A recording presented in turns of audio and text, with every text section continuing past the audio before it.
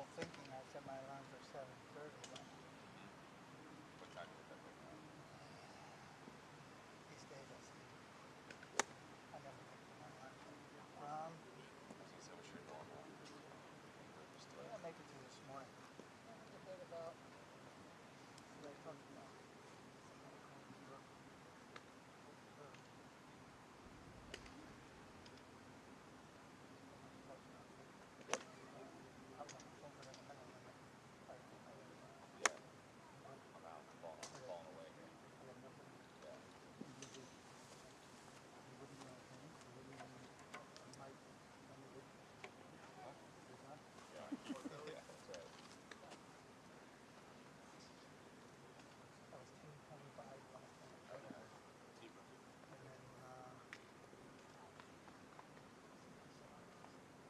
Almost made it to 6.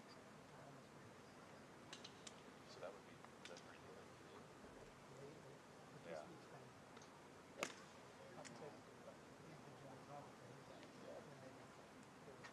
Yeah. But I didn't get what I wanted done on Sunday, so I was looking at it. Yeah. Mr. Will? Joe Will? Yeah.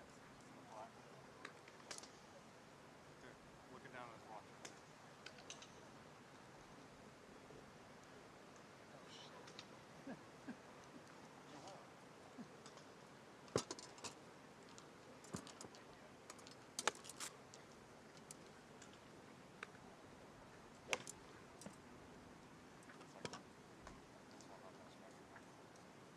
It's amazing, like, my dynamic loft has been all over the place, and now it's,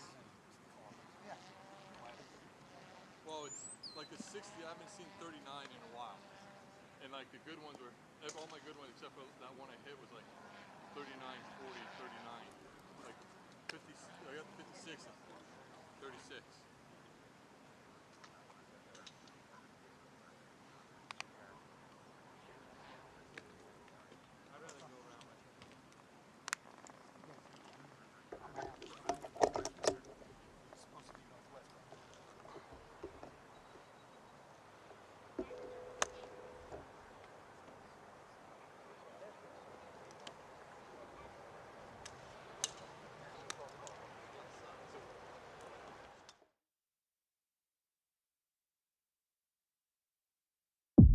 This city doesn't ease you into anything.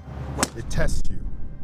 Uncompromising, unyielding, unmistakably Philadelphia. This is a place that doesn't just celebrate greatness, it demands it. The expectations, the edge, the standard you carry every time you step into the moment. Because in this town, you don't inherit legacy, you earn it. One swing or one at bat, one moment at a time. And if you're not ready for it, this city will let you know. But if you are, there's nothing like it. Now, that same pressure, that same standard, moves to a different stage. This is the PGA Championship.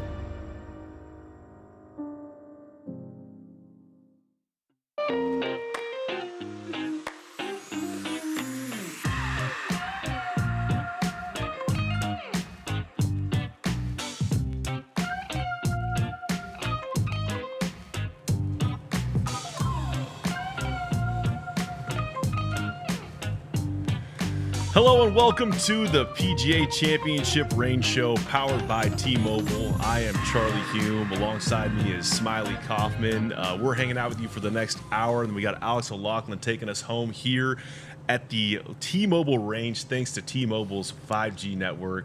And Smiley, what a Thursday here at Aronimink. We were sitting in T-Mobile's Club Magenta last night, just giddy. Like, is this the best Thursday we've had for a golf tournament, for a major championship in some years? For so many reasons. I'm going to read you some stats to start the show from Elias Sports Bureau. All of these, 3 of these broke a record. The other one was in 2 players on a leaderboard of the record. 33 players within 2 shots of the lead. Previous record was 28. 48 players within 3 shots of the lead. Previous record was 47. 66 players within 4 shots of the lead.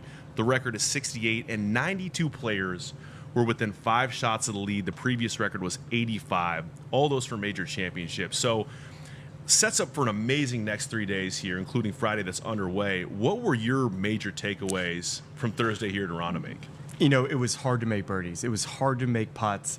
The golf course showed up, and it was perfect. Mother Nature delivered a glorious Thursday. You know, with the wind and the cool temperatures, it made it a very difficult day. But it was tough, but I also felt like fair.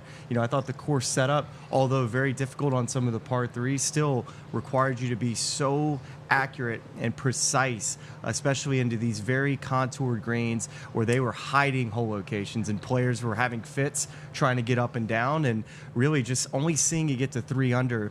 You know, I think most of us envisioned that the lead would be somewhere around 6 or 7, but it's wild. You know, these are the best players in the world. 3 under was the best score out of all these guys. Just shows how great this golf course played in round 1. 8, the long par 3 was the hardest hole on the course yesterday. Currently today, 14, another long par 3 is the hardest hole.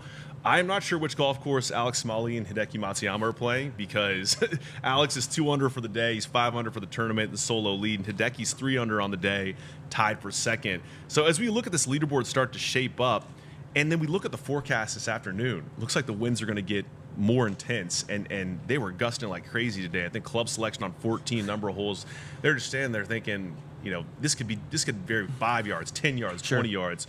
What do you see kind of shaping here as we're looking at? We're going to look at some guys here on the range that are about to go off and that are going to be chasing these numbers this afternoon. Well, the golf course will continue to get more and more firm the more wind that you have, and also it feels like today the sun will be out a little bit more, which will also continue to bake out these greens, and I think make the greens play a little bit more firm into the green. So when you think about that, it really puts a huge emphasis on finding the fairways. And with these heavily contoured fairways, sometimes players said, you know, I hit it right down the middle. Next thing you know, the ball's rolling into the rough because there's no first cut this week. And playing out of the rough, it made it very difficult to get it around these hole locations and find birdies. So when I look at the leaderboard and seeing that, you know, Alex Smalley's up at 5 under and a lot of these guys set to get away in their afternoon rounds, finding fairways is the most important thing that you can do. Scotty Scheffler only missed 1 yesterday, but got off to a poor start this morning, and a big reason for that was he wasn't finding the fairways. So first and foremost, get in the short grass, and from there, you'll have an opportunity to then try to get it close to these difficult hole locations on a windy day. We have a couple of feature groups we're going to talk about here, and I want to jump to the 205 tee time off the first today, which is Rory McIlroy, Jordan Spieth, and Jon Rahm, because Rory looked, you know, understandably dejected after a 4 over 74 yesterday. He had some choice words about his own round in his post-round press conference. But if he's looking at the action on the course today, and he's looking at groups, you know, like the Scotty Scheffler, Justin Rose, Matt Fitzpatrick group, and seeing that they're not only are they not taking any deeper, they're kind of falling back to the pack. Does this look like a window of opening for a guy like Rory, who is, you know, in hot pursuit of his second major of 2026? You know, he finished so poorly on the front side, which is the easier side out here at Aronimink. You know, I say easier, right? It's still very difficult, but there's more wedge opportunities and not quite as difficult. And he made just a ton of soft bogeys. He just was very disappointed in how he drove the ball coming down the stretch yesterday on that front side, you know, bogeying 5 out of his last 6 holes. And I'm pretty sure Rory McIlroy slept on the range last night. We can't confirm that he didn't. 6 o'clock. I think he had a sleeping bag, brought his pillow. I've never seen Rory hit that many golf balls after a round. So it'll be interested to see if Rory made the adjustments. Based on what I heard, what he was working on was that he got set up too far left at Quail Hollow, and sometimes that leads him to getting a little bit too blocky, not Michael Blocky, but blocky off of shots. This week. And then sometimes he'll square up and then hit it left. So I think he was just trying to figure out how can I get square and not hit it left. So working just on fundamentals, looking forward to see if he's, you know, what he's working on in the range before his round. By the way, Aronimink would not be a bad place to camp. We're walking around here. It was cold last night, man. I'm not trying to encourage it was you. cold You last need like night. a little hand warmer, maybe like a little campfire situation. Cutline's currently 3 over right now. We have 75 players, you know, and that is T75 is, you think it's going to go up? Oh, it'll be. Where do you think the number's going to be? I think you got a chance at 5 over, depending on how much it blows. 4 over seems to be what the cut line will be, but it just depends on how much the wind blows. Okay, well, let's go to the 143 time. Bryson DeChambeau posted a 6 over 76 today. I mean, feels like he's still alive. Who isn't alive at this point? You talking about Bryson's opportunity to make the cut or opportunity to win the golf tournament? Because I think he shot himself out if he's at the golf tournament. Yeah. But yes, of course, he can go out and do a couple under today and be around this weekend. But it was very disappointing. I think heading into the week, thinking that, Bryson was going to be able to have advantages off the tee to really bomb it around. But around the greens, he really, really struggled with the short game, putting it in all the wrong spots. And I think just kind of going back to his iron play, if anything, you can look at that and his failures in other major championships where he hasn't contended or missed the cut. It seems like the iron play has been the thing that's let him down, and at times the short game. He won 56 of 156 in strokes gained around the green yesterday, which obviously does not help at a place where when you were off the green and again, there's no graduation here. You're in that deep rough, and it's going to be tough to get an up and down. Although, we saw him miss the cut at the Masters, but go back one more major, had a really rough Thursday, but then charged back, was the best player in the field Friday through Sunday. So, I mean, I'm not saying he's going to win the tournament, but if he turns the ship around, and look, we're looking at a scorecard here on Thursday, I mean, maybe he gets in the mix. Maybe we're looking at like a backdoor top 20, top 10 situation. That's all you're hoping for at this point, right? I mean, this is, when you shoot a 6 over par round and in any major championship, it feels like you got to do something heroic to get it back into contention, and you need help from everybody else. But he's fully capable of going out and shooting a 3 or 4 under par round just with all of his abilities, but still he's got a ton to clean up in his game on a very windy, difficult afternoon. We looked at the hole locations a little bit. I mean, let's talk course setup today. Are there any holes or wind direction? Like, what holes are popping for you in terms of, hey, if you're watching the coverage early, go to this featured hole or featured group because this is where the action's going to be? Well, the wind direction's still out of the northwest, so right. It's exactly the same that they played in yesterday. So I think players will have a little bit of comfort of where golf balls will finish off the tee, and especially in the par threes where it'll finish and how it was bouncing around the green. But the one hole that made a huge adjustment from a PGA of America setup standpoint was the 8th hole. It's playing 72 yards shorter today. Wow. It's playing 173 yards today. Yesterday it was playing 245 yards. But still, in round number 2, it's playing as the most difficult hole. Yesterday it played at a 3.5. Yeah, wow. Today also playing at a 3.5. So it's playing a half shot over par. And the reason for it is when you're playing an elevated tee shot, and it's playing 13 yards downhill, the golf ball is in the air a very long time. And when you look at the green shape at the 8th hole, they tuck this hole location right over top of a bunker, and the green is very shallow. It's not a green that's very long and narrow that gives you an opportunity to hold this green. It's one that you basically are trying to hit it in a hula hoop to keep the ball onto the green. I was shocked that there was, I think, 6 birdies yesterday at the 8th hole. I mean, that was unbelievable, but we saw a lot of others in bogeys, that's for sure. The next feature group we're going to talk about, Smiley, the 154 tee time off one, Xander Schauffele, Brooks Koepka, Tyrrell Hatton. Brooks yesterday was 4th in the strokes gained approach, flushed it, but I want to say the strokes gained putting was maybe in the 110s, 120, somewhere in there. What does Brooks, I mean, when he's looking at this morning, you're looking at hole locations, you're seeing how putts are breaking, you're seeing how wind's impacting those putts.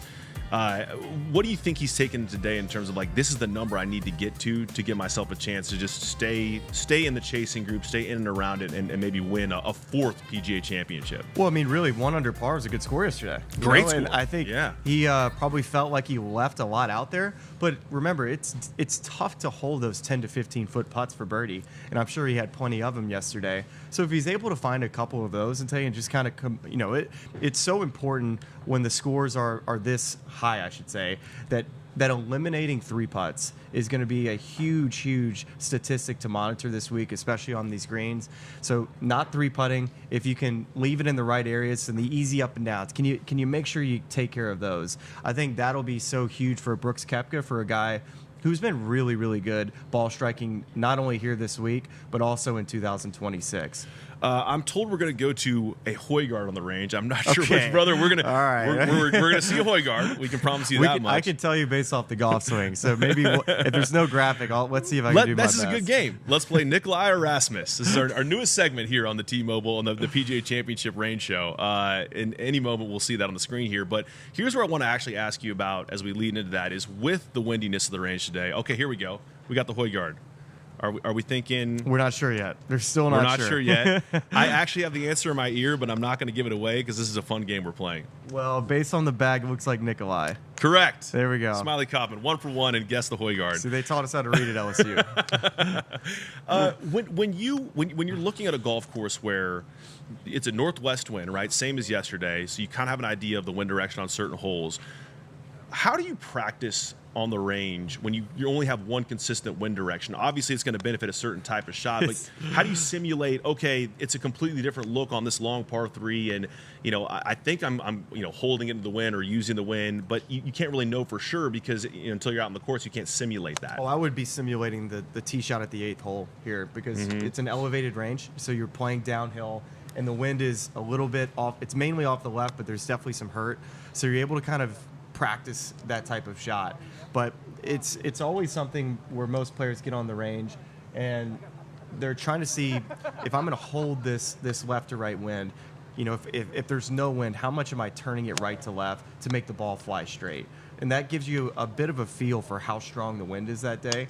So if I, let's say, hit a 10-yard draw and that's a straight shot, it just gives you a feeling of, wow, this wind is really, really strong. I got to make sure I give it a little bit more if I'm going to ride the wind left to right, and vice versa if it was the other way. But it's, these guys, when they get on the range, for the most part in my warm-up as a pro, I was always hitting a couple shots straight.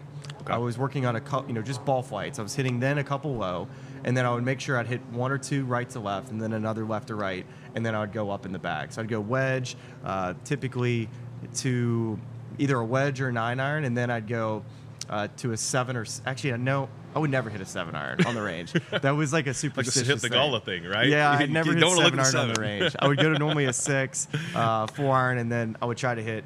Then at the top of the bag, I would have my caddy walk me through certain shots, especially tee shots, and we would set up parameters on the range. And let's say the wind is left to right here on the range, and a tee shot on the golf course is giving us that. I would say, okay, we're going to hit 3 wood on, let's say, the 7th hole today. And give me my left, give me my right, especially if we have the same wind on the range. And it just helps me be able to, first off, kind of get in that mindset of being on the course and simulating competition. So you'll see players oftentimes talk to their caddies, look at their yardage book. What do we have today? Where's that whole location? And especially, getting a game plan before the day starts helps the conversations with you and your caddy when you actually get out there. Here we got the top tracer range showing Nikolai Højgaard here, and it looks like he's doing that same 2 alignment stick drill that Tommy Fleetwood was working on yesterday. Yes, and Nikolai Højgaard's he's a drawer of the golf ball, and so when you see these it looks like the tracers are fairly straight to almost even moving to the right, which gives you again an indication of what that wind is doing on the range. That hey, he might be turning it right to left, but really look at the flags back here. You can see it kind of coming across left to right. Yeah, so it's, if you're going to make a ball move right to left, you really got to turn it. I know you've talked before about an exercise, maybe this is more practice than a warm-up, of the 9 different windows you can hit a golf ball out of. I mean, is that something that you're going to do as part of a warm-up on a day where there's a ton of wind? You're trying to kind of hit some low-flighted shots, mid-trajectory, and then some high balls if you're really going to use the wind? Yeah, I wouldn't probably hit all 9 of my windows, but with wedges, I'm definitely going to hit the low draw window. I'm going to hit the high window, making sure I can get it up in the air. With long irons, I'm making sure I can hit the high cut window. For instance, the 14th hole today, that whole location is cut all the way on the back right part of the green, but you have all this green to work with, and the contour of the green all works to that right side. Justin Thomas earlier today hit a beautiful shot that cut and used the contour to get to that whole location. So you're kind of thinking about shots like that before the day starts. But, sometimes you don't want to get yourself thinking too much about golf swing out here. Yeah. Hitting a high draw with a 4-iron doesn't make a whole lot of sense on this range today because it's such a difficult shot for a righty to hit with the left or right wind that I'm more so just not looking at where the ball finishes and more so like, okay, did that feel right? And then trying to get off that as soon as I can. And then in terms of, I thought it was interesting listening to Andy North on the broadcast this morning for ESPN talking about the impact of wind on putting. So talking about the 14th again, we saw Matt Fitzpatrick almost 5-putted the 14th green, made double. Justin Rose made, I think it was a 3-putt for double at 14.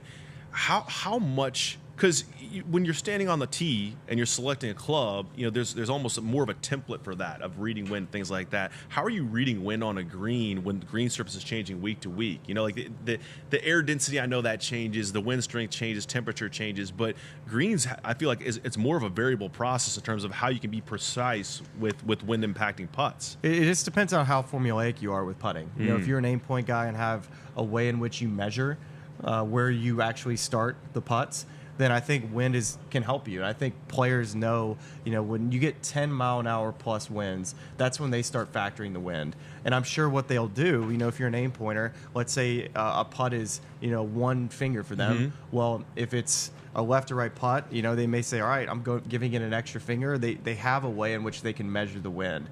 And I think that's kind of a nice thing versus sometimes the most difficult putt that I think you can have are downhill putts that are left to right, that you also have either the wind crosswind or the wind going with you, and then you're trying to figure out, okay, how much do I play for downhill putts? Because when the ball is moving slower, right, like when you're having to hit it softer and you're trying to get the contour of the green to help you out, well, the wind has more of an impact on a golf ball that's moving downhill than it would be uphill, because you're on the uphill putts, you're hitting it harder and it's easy to keep the ball onto the ground. But when you're hitting it softer, that ball is just kind of rolling a lot longer, and it just feels like the wind has more impact. It just seems so variable, which is, I think, the delightful part about a test like this for a major is, we're thinking back for PGA Championships to Oak Hill a few years ago, where it is a brutal examination of your ability to play golf and elements, and we are loving it thus far. As we're looking at Gary Woodland now, we just showed an overhead shot of the range where you can see those flags moving on that left-right path, and hopefully at some point we can get to that top tracer look, because I think it's just so interesting. If you're at home as a viewer and you're trying to understand how it's impacting ball flight, you gave such a great example a few minutes ago about Nikolai Højgaard, right to left ball, this is usual shape, and then that wind is almost influencing a cut for him. Yeah. So just really interesting stuff as these guys are trying to gear up, and the winds are supposed to ramp up in the afternoon, which should be interesting. I was thinking as we were heading into today and we were looking at the early groups going out, how cold it got and how windy it was at the end of the day yesterday, and then going out this morning, I was, these poor early late guys. I mean, let's see, late early guys. We're just in the thick of it. It'll be tough for everybody, man. And the scoring average really wasn't that different between the two waves yesterday. It was slightly higher in the afternoon, but I think it's just going to be hard across the board this week. Gary Woodland's a player who he makes a lot of birdies because of the length that he has, but yesterday only made one birdie in his round, birdied the first hole and made 3 bogeys the rest of the way, shooting at 2 over par round. He's a player that likes to hit a cut, and what I love about Gary's golf swing is how much he releases his head in the downswing. So, if you're somebody that hangs back too much, and I think some teachers don't mind if your head hangs back. So I think if you're thinking of a player who's opposite of Gary Woodland, think Nico Echeverria. Like, his head stays back for a very long time, but what Nico does is that he does keep his chest and his pivot moving. But I can't do it. If I tried to release my head, I feel like the face would get wide open. But for Gary, it's that chest continues to move, the head releases, and it's a great tip for anybody that feels like they're getting stuck with their upper body and lacks mobility. Well, try to release your head and get your right ear to the golf ball in the downswing, and that helps get your head to release and your torso to release. That's interesting. We saw Gary playing a practice round with world number 1 Scotty Scheffler, because they, of course, share a coach, Randy Smith, who I believe is standing right there taking a look at Gary's setup right now. What is it? It's so interesting to think about the home-cooked nature of Scotty's swing, and just the difference in instruction. We talked about this yesterday with Mark Blackburn, all different sorts of pupils, all different sorts of methods of instruction. You noted the head turn, that being an important part of Gary's recipe. What else do Randy and Gary work on most frequently? When he hired Randy Smith back, he had worked with him prior, but they'd split up, and when he given him a call back, Randy's first thing that he said to Gary is that you need to start playing Gary Woodland golf. And what he meant by that is you need to start playing more aggressive. The Gary Woodland that I know isn't a conservative player. He swings aggressively, swings it hard, and I think that's where you've seen this big uptick in his driving distance stat, which he leads the PGA Tour at a guy who's in his 40s, right? Like, you think about all these young guys. Gary's built like a linebacker. He's an athlete, played basketball, of course, in college, and just continues to be able to hit it longer than anybody in the game, compresses the golf ball. But it's funny how one of my big swing thoughts in my game was, how can I get to where I feel like I'm as aggressive that I can possibly be? So I was always asking my coach, give me a swing thought and a feel that I feel like I can go at, to where I feel like I'm not holding back and conservative on. So it's funny with Gary how that's translated to more speed. Not like he needed more, but it's helped him play more free, and also his game has followed with it. I mean, he's in the mid 190s off the tee. Yes. We just saw him roasting it in that Texas Children's Houston Open win just a few months ago. I'm doing this a little unscripted here, Smiley, but we're looking at golf swings, and we want to keep getting these in because you did some nice analysis of our friend at the Sphere yesterday. But just text us. We need you to text us your swing with the help of T-Mobile's 5G network here at Aronimink. We're getting inundated with viewers looking for tips. So, Smiley, we're going to keep asking for these, and if you send a message to 564-999-8248 with your name, where you're texting us from, and include a vertical video of your swing. Here we go. We have a submission right here. Let's take a look.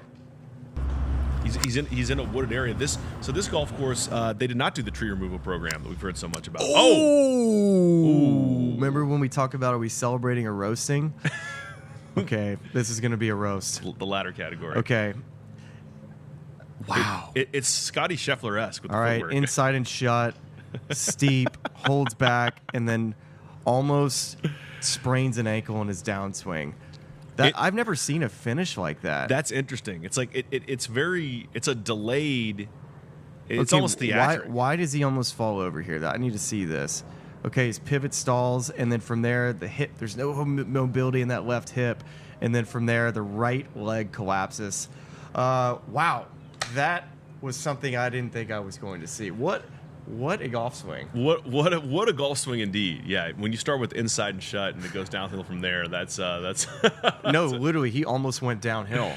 There was a good bit earlier. I'm forgetting where it was, but it was a bit I saw on social where it was silhouettes of players' swings. Like Rory got every single one right, and both Cam Young and Xander Schauffele were shown a silhouette of LeBron James. They started by saying Scotty Scheffler. Well, if they actually, if you overlay Scotty and LeBron's setup, they look similar. So hey, LeBron's doing something right to start his young golf career. Yeah, just stay there. Just don't do anything. Just stay there in a dress and you'll look good. I guess I don't know the name of the gentleman of who we just watched, but the tip I would give him is take a couple weeks off and then quit. I think. The old saying. Look at you growing the game, Smiley. No, but you gotta get that face a little bit more open, and then from there, let's work a little bit on trying to get the chest a little bit more open and impact. I want to see a little bit more of that left butt cheek down the line. Yes, but keep playing, man. Keep at it. Playing. I'm looking through these holes. The 8th is now playing the hardest hole on the course now. That's insane. They moved it up to 173 yards from whatever it was yesterday, 245. And it's still the most difficult hole in the course. The hole location, I think, is pretty diabolical, where they moved it all the way up. Yesterday, at least you had some green to work with, but they tucked that thing. They absolutely tucked it. What a beauty! I mean, it's just the 8th hole is just so difficult. I talked to a caddy this week that said if you could play the 8th hole, the 14th hole, and then also the 17th hole at 1 over par average for the week, you're gaining strokes. And if you think about it, if it's averaging 3.5, he's not wrong. You make a par most every day. You have one bogey. It's not going to hurt you. All right, the producers are throwing me a bone here. We're going to go see Cam Smith next. This guy was dying to talk about. I believe he posted, it was a 1 under. He finished the day tied for 15 yesterday. He's now tied for 12th the way it's moved around. This is a guy, Smiley, that I love. It is at the peak of his powers and won the Players Championship when he won the Open Championship, going head-to-head with Rory. One of the best putters, one of the most creative short game players in the entire world. and then just for whatever reason, just lost it of the stretch in the next few years. And now he's made a coaching change this week. He's with Claude Harmon III, who also is an instructor of Dustin Johnson's. And we got to dig into his stats a little bit. He was a little wayward on some certain holes yesterday out the tee, but he's right in position here to make noise at a major for the first time in several years. Yeah, he sure is, and he's an excellent wedge player. It's interesting with his golf game is that he's really struggled with the ball striking in the major championships, really since that win at the Open Championship, which is a bit surprising considering how well he was playing. Think about all the Masters that he played well in, but really since 2024 PGA Championship, he's coming off of 6 missed cuts in a row at the major championships, which is hard to believe considering how well he was playing for that period of time. So for Cam, he's always, to me, when I look at his golf swing, he gets it a touch across the line, and he has to bow it in transition. And this week he's ironing it very well, but at times he can get the two-way miss going with the driver. And so for him, I think when you get with a new coach, first and foremost, you try to identify the problem. And I think good coaches will then help you simplify it with just a single shot shape to stick to. Let's not try to make you, Tiger Woods 2000 where you're moving it both ways. Let's get really good at hitting one particular shot, whether that's just a straight shot or one that falls to the right. And then once you get that pattern identified, then from there as a player, then you start to kind of mix in different feels. If you want it to fall one way or another, you can kind of just move around ball position to do that. So for Cam to see that he's already having kind of instant success, especially with his iron game, he's at a golf course where he can find his golf ball off the tee, where he's not going to have to re-tee much. I think this is a good setup for him, and it really plays into his hands as a place where players are struggling to make putts.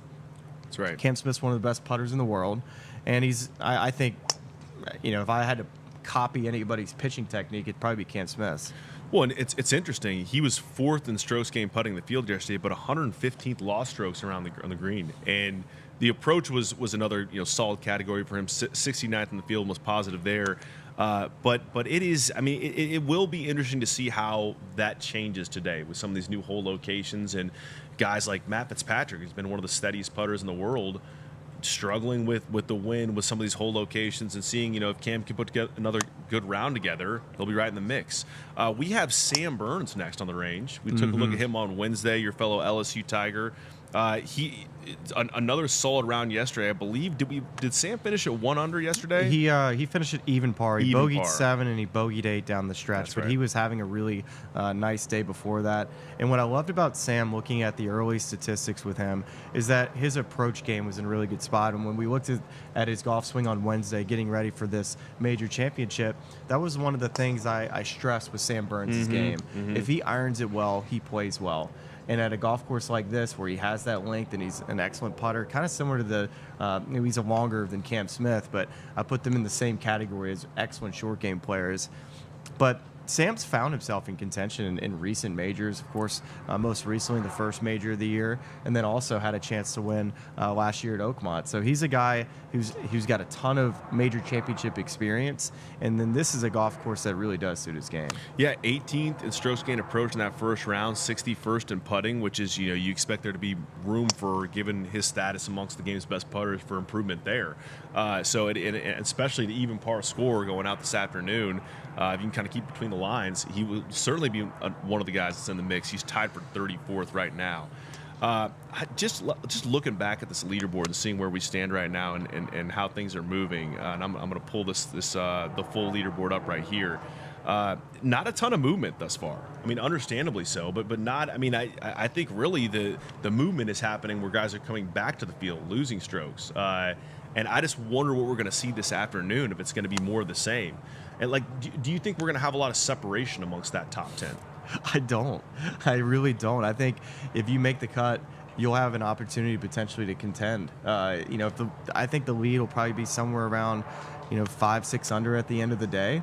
And so if you make the cut, now maybe not making the cut at 4 or 5 over, you're in contention. But if you shoot 2 rounds of 70 or 70-71, hey, you're right there with one really nice day on Saturday where that wind does switch to southwest and it starts to get warmer on the weekend too. I think you're going to see some better scoring on the weekend, just marginally. But I think this golf course with the northwest wind getting dried out is definitely going to make that southwest wind, be just so it's going to maybe fool players fractionally, but I think warmer weather always benefits the player. What is Sam's preferred shot shape as we continue to watch him here on the range? He hits everything fairly straight, but he can work it both ways fairly comfortably.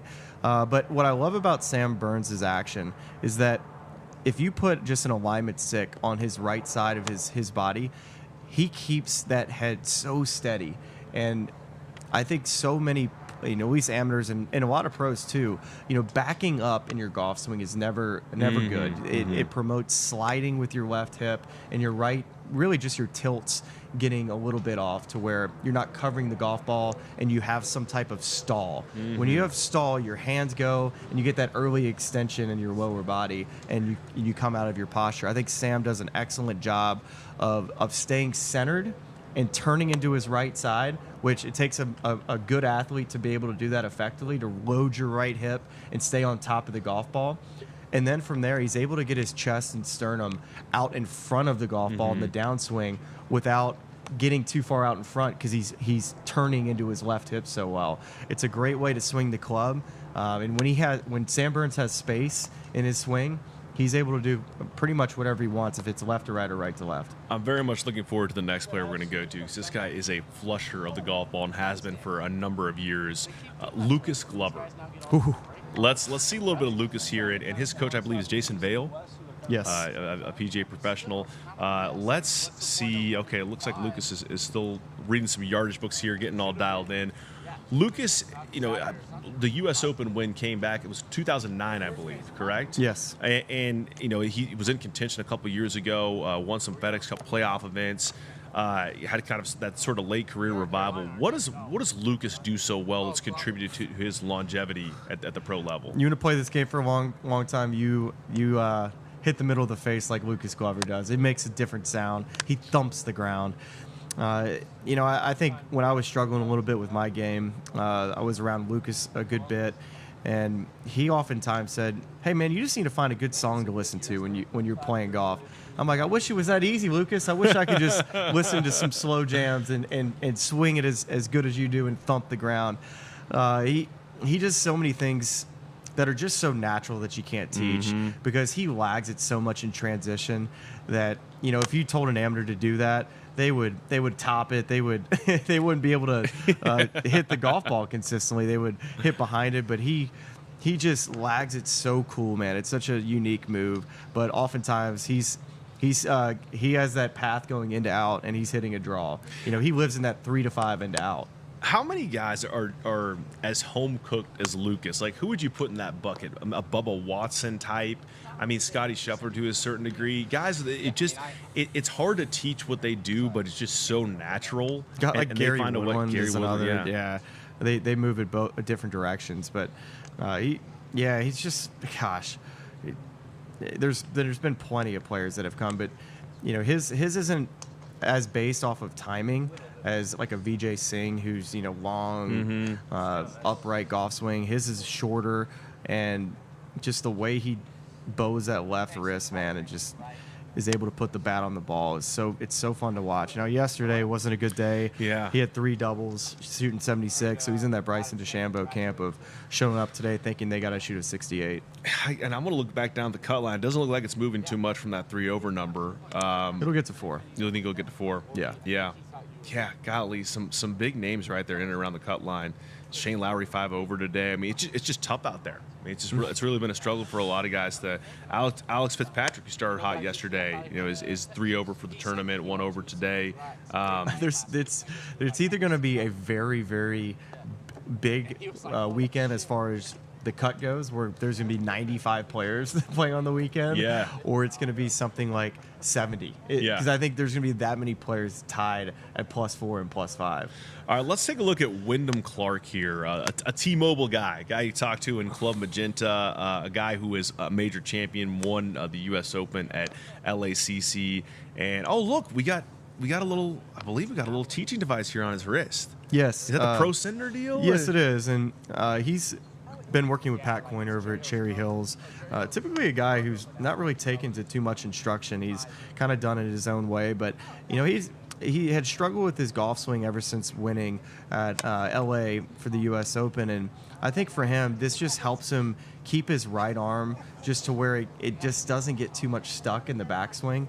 It helps him just feel like the club is a little bit better set at the top, and he's able to feel like that right back of his right wrist gets on this device in the backswing, but in the downswing, he's getting it off of it. He's not trying to hold that position.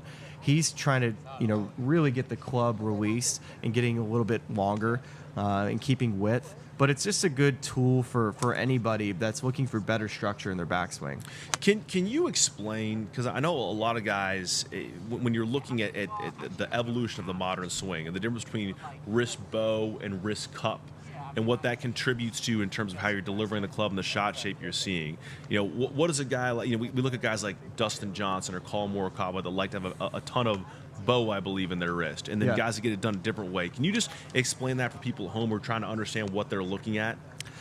Yeah, it's one of the first things I look at for just shot shape.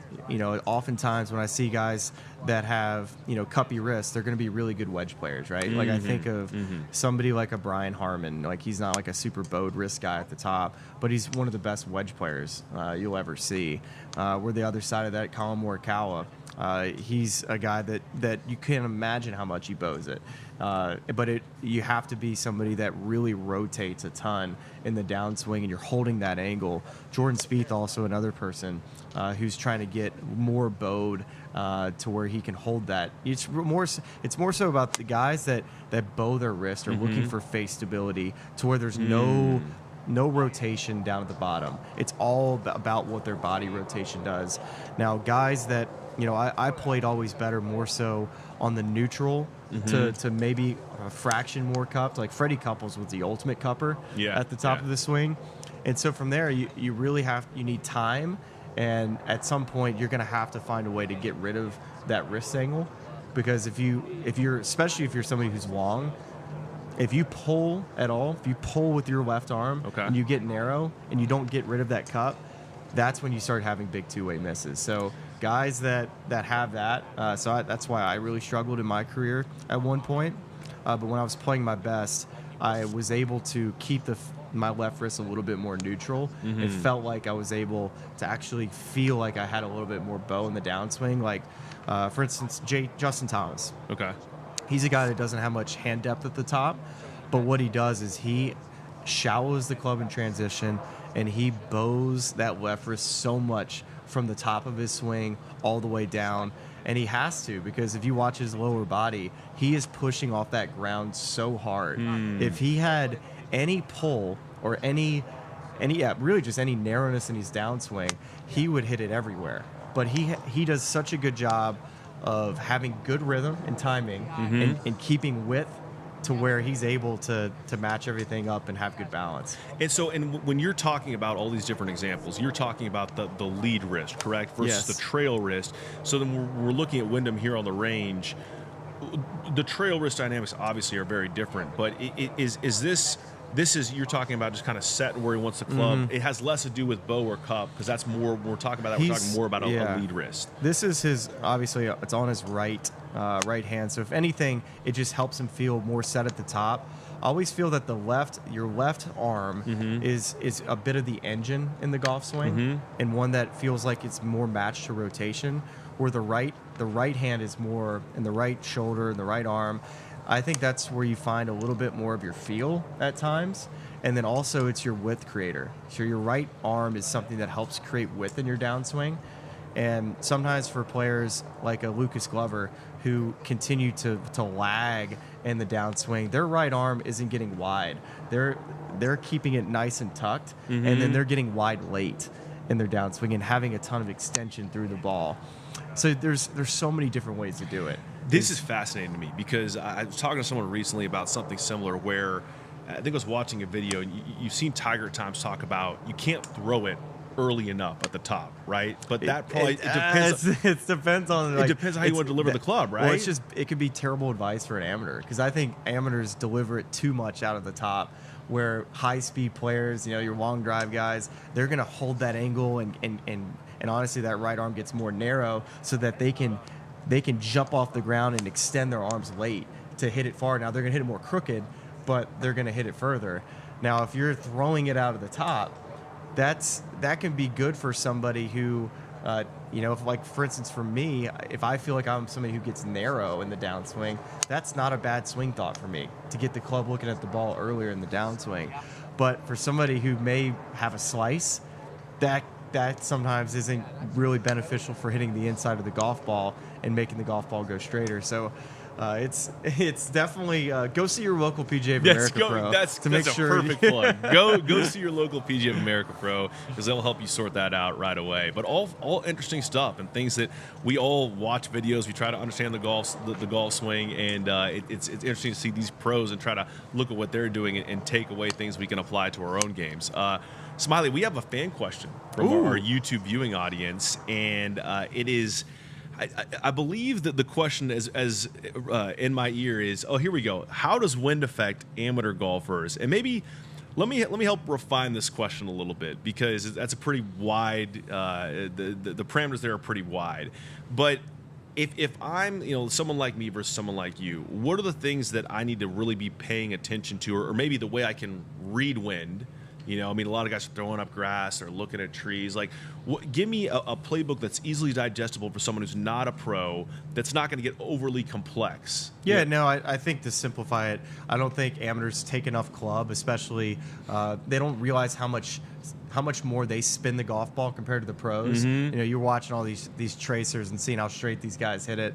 But when amateurs are hitting shots back into the breeze, they never take enough club, because they typically are going to spin it a little bit more for shots back into the breeze. But then you also think about left to right holes, or holes that are dogleg left.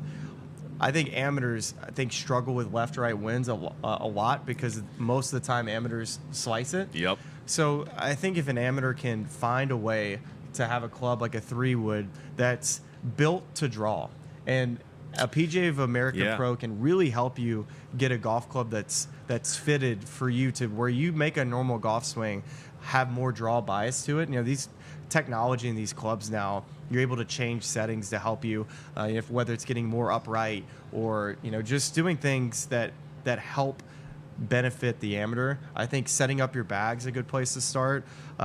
So off the tee, finding a way to hit right to left shots with maybe a 3-wood, and then also I would say that too, understanding that downwind shots, that the wind will knock the ball down, right? And understanding that, hey, maybe you need to put it up in your stance and you take less club and hit it hard. Like, that's the time we want you to swing hard, because we need you to create spin and get it in the air. So this game is, all these guys are so good at managing the golf ball and its spin. That's the name of the game. That's what Scotty Scheffler's the best in the world at.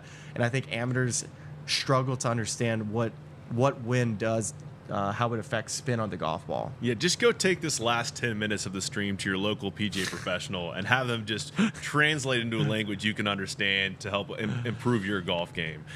Next, we're going to a man in Minwoo Lee that, this man, he had a fire fit on yesterday. The track jacket, the pants. Like, I was loving the vibes yesterday. Today, something a little more classic today. We got just the navy and white, but Minwoo was I guess he's still tied for first as the lead remains 3 under. Yeah, what did he do well yesterday? Before we almost went off the air, he had the solo lead at 4 That's under. Right. He made a bogey at 8, which everybody was bogeying the 8th hole. But looking at his just overall statistics, he was best tee to green yesterday, right at about 5.4. He was really nice off of the tee, only missing 4 fairways.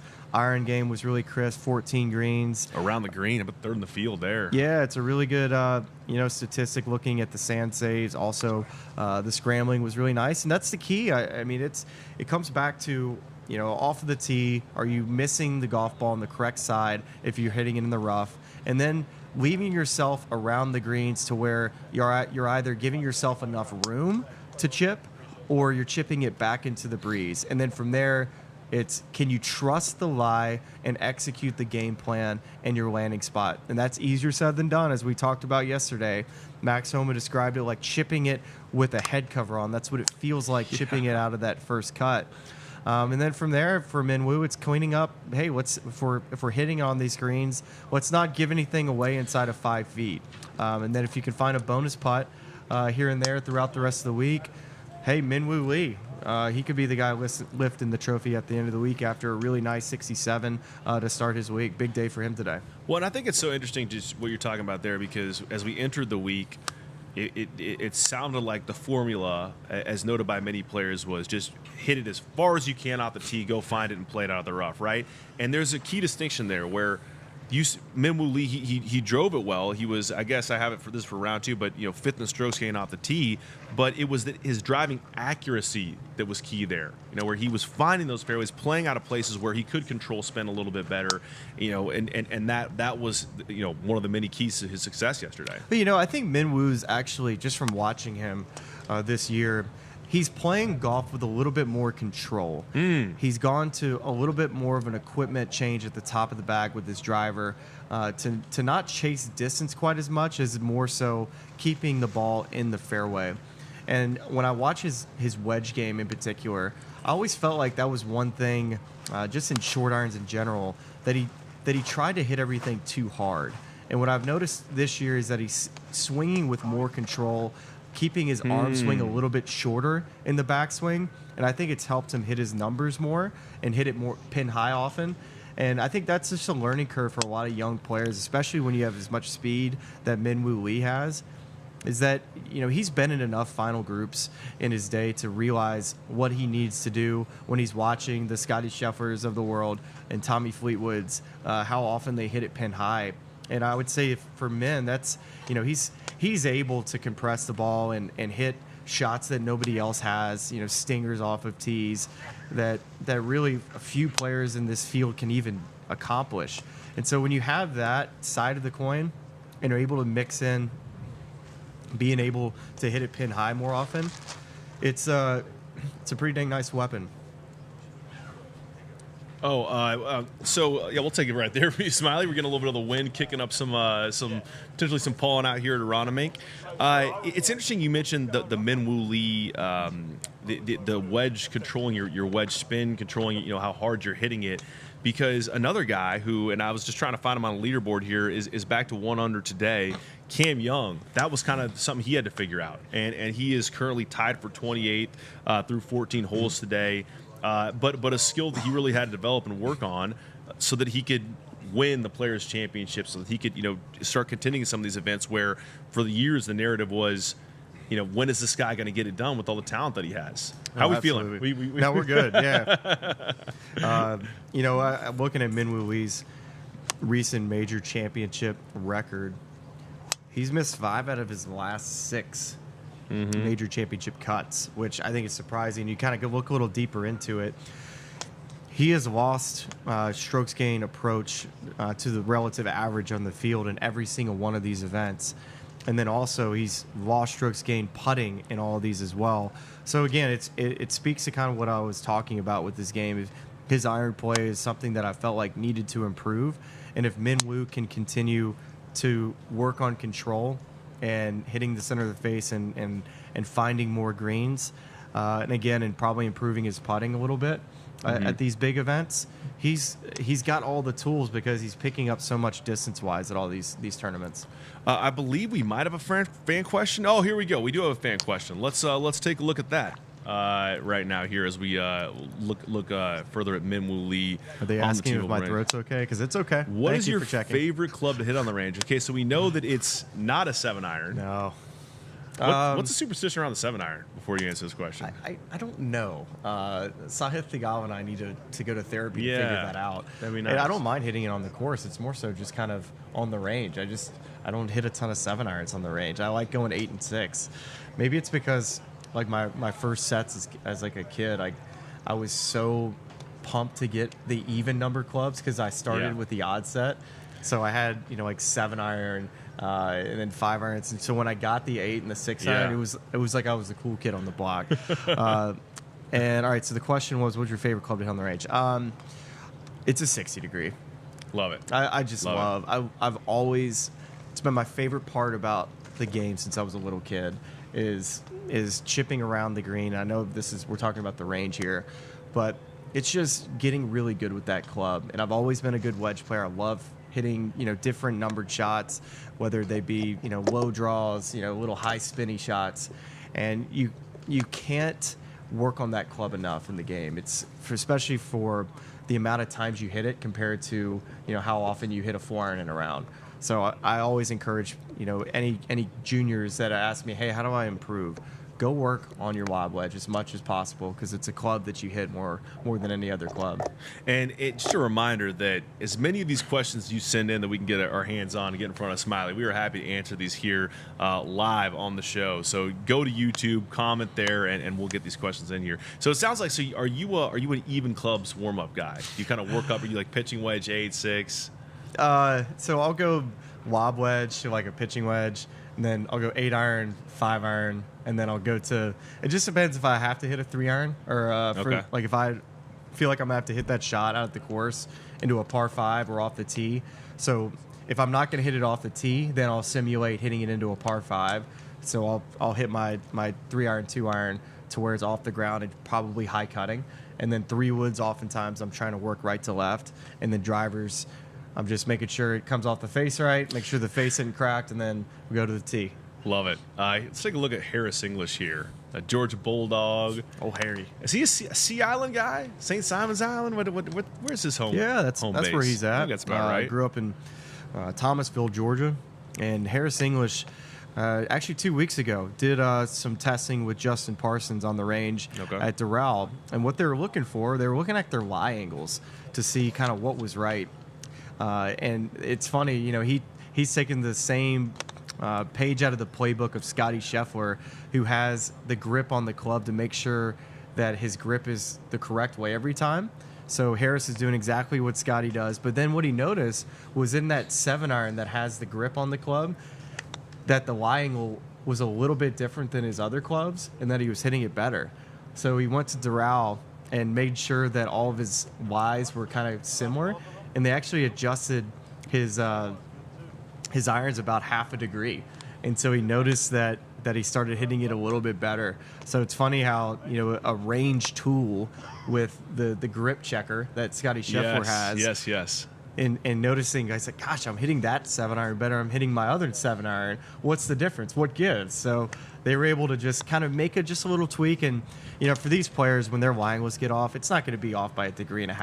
It'll just be, half a degree off at most. Maybe, sometimes when you're traveling, clubs will get banged around and travel. And so you always check these things every week. And these guys are good about double checking that they're correct. So I thought that was an interesting tidbit. How many guys have adopted that Scotty Scheffler? I mean, he's the most popular one, of course, but the guys that have the grip trainer on the 7-iron. I mean, are there others outside of Harris and Scotty? I think we all need to be.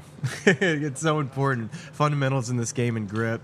It's funny how, especially tour players who, are chasing their tail oftentimes, trying to hit it really well and perform at their highest level, how sometimes it can be just the most small things. And if the one thing that you can't control every single time you hit a shot is how you grip the golf club. It's something that I check every single time. I make sure my left hand is on the golf club the exact same every single time.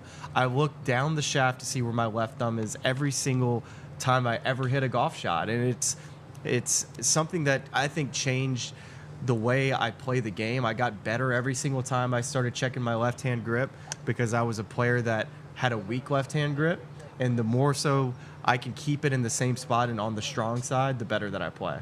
All right, we have a quick fan question here, and I shudder to hear your answer. What would Charlie shoot in these conditions? Wow. Based on what I saw on Monday, that's a par 70. I'm not going to say what you shot the other day. I think you're throwing up some 8s and 2 8s. I'll take 88. I'm happy with that. We did a little media day. We're not going to reveal the score, but I was getting around Shinnecock Hills pretty good there. So I think low 80s, I like to think. Speaking of swings. 88. 88. Okay, that's No, fair. I'm not That's giving fair. you I'll low take 80s. that. We have another texture swing. So we're going to break down this now. And just a reminder, just keep sending us these. We're here the next few days. 564-999-8248. Oh, the Philly Fanatic. Yes. This is our guy. Wow. Whoa. He's got some good action. He's I got tell some you good what, action. that is so on plane. Okay, well, we need to work on. First off, besides maybe losing a couple pounds, which I think might help in the downswing, because right here, we're perfect here. But we get a little steep in transition here, buddy. We got to make sure coming down in the downswing, think more Rory McIlroy. Let's keep those hands coming down in that right hip pocket like Justin Rose does. And from there, I think this guy's got high draws in his future. We're not going to be leaving those out to the right. Can you even shallow it with the Philly Fanatic gut? Like, can you get that club head inside? I think that's why we may need to work on that part of the portion of his body. If we can do that, this guy, he might be out of the ballpark. He could be out here playing full time. I love it if it's tapping when he walked up and just used his belly to bump the ball in the hole. Okay, so early extension and the way he's wired is something that he's going to have to always fight. Without a doubt. Well, Smiley, we got some more cool imagery because earlier this week we had a chance to put Wyndham Clark, Max Homa, Minwoo Lee, and World Long Drive champion Kyle Berkshire inside the 4D volumetric setup invented by Radiant Images, which used 56 cameras to create these videos and drop the players on the 16th hole here at Aronimink. So here we go. There's a look at Minwoo right here. Gosh, it's such a cool move. This is pretty sweet. So it drops him in on the 16th hole, which is sick. So I saw some of these behind the scenes videos where they have these cameras surrounding them. Look, you see kind of the sensors there. It's insane, and the tech blows my mind, honestly. You know, with Kyle Berkshire, it's wild to watch how much hip turn he creates and how much he pushes off the ground. And all of these guys they're chasing what their DNA is, and if they can make incremental changes in how far they hit the golf ball, they want to try to do that in the gym. Yeah. Where Kyle, he's kind of chasing speed, right? And he's looking for ball speed, club head speed. And you could see it based off those front angles that we had of how much he's pushed off the ground and how much his hips have rotated through the shot. But and you can kind of see that a little bit in Minwoo Lee, who's of course a guy that can hit it as far as anybody out here and has to gear back at times. So fun to see those different angles that T-Mobile's helped create. That's not the last you'll see of the Radiant Images here on this show, because we're about to hand it off to Alex O'Loughlin, and she's going to do more of that in the second hour here. We're getting ready to wrap things up here at the PGA Championship Rain Show, powered by T-Mobile. You said earlier your prediction for the cut line 4 over. Can we get a leading score prediction as we wrap up Friday here at the PGA Championship? I think let's go with 5 under par. Ooh, 5 under par will be the leader. Can't believe it. It's insane. But it very well could be 4. It's hard to fathom. But this golf course has been incredible. Aronimink, I keep falling in love with it day after day. This golf course is it's really delivering. Honestly, I'll take 3 and 4 at the rate we're going. Hideki's got the lead right now. He's posted a 67 today. How about that? I can't wait to see it. Scotty Scheffler is still on the golf course. 1 shot back of the lead at 1 over par today. And Justin Thomas lurking as well. All right, well, that is all for us here on Friday from the T-Mobile range. We're handing it over now to Alex O'Loughlin, and we'll be right back here tomorrow at noon. So stay tuned. We'll see you then.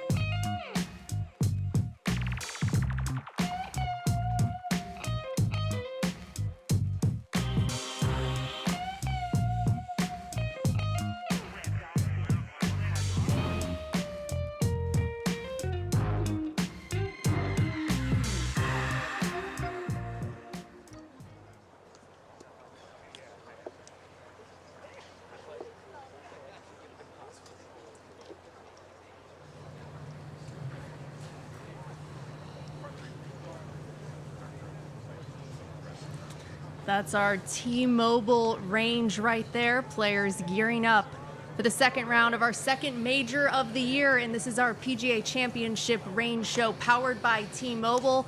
I am once again joined by Ryan Adams, and Hi, we're going to Alex. have some fun breaking down more swings. We is are. that right? We are players and non-players alike. So Okay, I'm interested to see where that's All going. right. And we've got Ricky Fowler coming up on the range, which will be great. Get to Yeah. see some of those swings. And Yep. I know you love the T-Mobile Telestrator. I've never do. seen you light up like that as yesterday. I do. I was. I've never done a telestrator before, but I was like, time to channel your inner John Madden and I get after love it. that. So, I love yep, that. Yep. All right, well, how about just a quick note on Ricky Fowler? Yeah. What do you like about his game? Yeah, you know, Ricky's been around this championship for a long time. I remember he competed really well at the 2014 PGA Championship at Valhalla. That was an exciting finish, and, you know, I always like watching Ricky. He's a fan favorite, obviously, so they have big crowds around Aronimink following along this week. So excited to see how he plays today, though. All right, I love doing it. Ricky, part of Smiley's crew over there. We love to see it. Yep. Okay, so first up, we've got our swing that we're going to analyze. Yes. How did you decide? Who are we looking at? Yeah, so today we're going to do Minwoo Lee, and we have kind of a special look at it for everyone watching at home. We have a radiant images view, which provides you with the 4D aspect of the swing. So I'm just going to roll through it quickly so everyone can get this experience at home. And you can see here that what's really cool about this is there is a ton of iPhone cameras in a big circle around Minwoo, and it just shifts from moment to moment to moment to moment throughout his swing. And it gives everybody a really good idea of really what to look for, I think, and different options, different angles. You're able to see, you know, impact right there, obviously, and then it swoops through the finish, and then, yeah, and Minwoo Lee, he's leading or near the top of the leaderboard today and out on the T-Mobile range, and excited to see how he plays, but he's one of the best ball strikers out here. They often say that, you know, go out and let him cook, right? It's kind of his saying, right? He's the chef, and the part of that is because he's a great ball striker. So I mean, 7 tied for the lead after round 1 with scores of 67, and Min was one of those guys. And let me just say, I love that width he gets with the left arm. That's Yeah. something I really want in Yep. my own golf game. That's Yeah. amazing. It's pretty much straight. Yep, yeah, we'll go right into it here on the Telestrator. So first I want to just show from down the line. This is a nice angle here. Yesterday we talked about, Alex, how Scotty Scheffler had full swing, full turn here, full turn here. Those are markers for a full turn, but what I want to do is we'll get this nice radiant images view from the top too. And you talked about that width. It's a great example of that, right? We'll do a circle here, show his head moving, but you can see here too how far back his arms are from his body. Really good example of generating power. And for those at home, sometimes you're a little bit too tight to your body. Your arms are far away. So the more width you can generate and the more you can get your arms kind of higher up, like Minwoo has, is a great way to get a little bit more power. So I don't think I realized how much I liked his golf swing. I Yeah. love seeing it kind of in this it's slow very, motion very, form. very cool. And another part that I want to show here is as we kind of move on our way down into the downswing. Well, first let's do this view here, because I think this is another great view of the width that he generates on the backswing. And what I also want to focus on, ball strikers that are good ball strikers stay centered over the ball. Their chest stays centered over the ball. Their head kind of stays centered over the ball. So I'll show that here. You can see that his chest is right below where the ball is, right? So he's covering the ball. That's kind of a good focus point for those at home. If you're struggling with inconsistent contact, you want to make sure that your chest, when you come through, is covering the golf ball so that you're compressing the ball and not trying to help come up out of it and help it out. So, but as we kind of go, this is, I think, the coolest part here of this Radiant Images 4D is, bam, right here at impact. So we have impact here, hands here. Those are good markers for square contact. And I'm going to go a little bit further into this. This is even better. So this is one thing when I was watching this Radiant Images 4D. You have here, it was a bit, oh, I'm sorry about that. Still learning the Telestrator. Highlight, highlight, highlight. This is all markers for square contact. That back of his glove, that's often something that a lot of PGA coaches teach you. Want the back of your glove to be kind of almost covering the golf ball, right? If it's kind of open or closed, a lot of people, you see that Minwoo is wearing a watch. Sometimes the watch face is a good example. Getting that watch face to kind of cover the ball, and then that will help with square contact. But you can see here that everything is unwinding a little bit, and he's matched up perfectly for a good flush, which is kind of his specialty, ball striking. So. And I loved that force he puts into the ground with the left foot when he's going into impact. Yes, that's amazing. Exactly. Yeah. We can highlight that too, where you see that left foot there. All of his weight from that turn that he made, we saw up at the top at his backswing, and he had that width and that turn.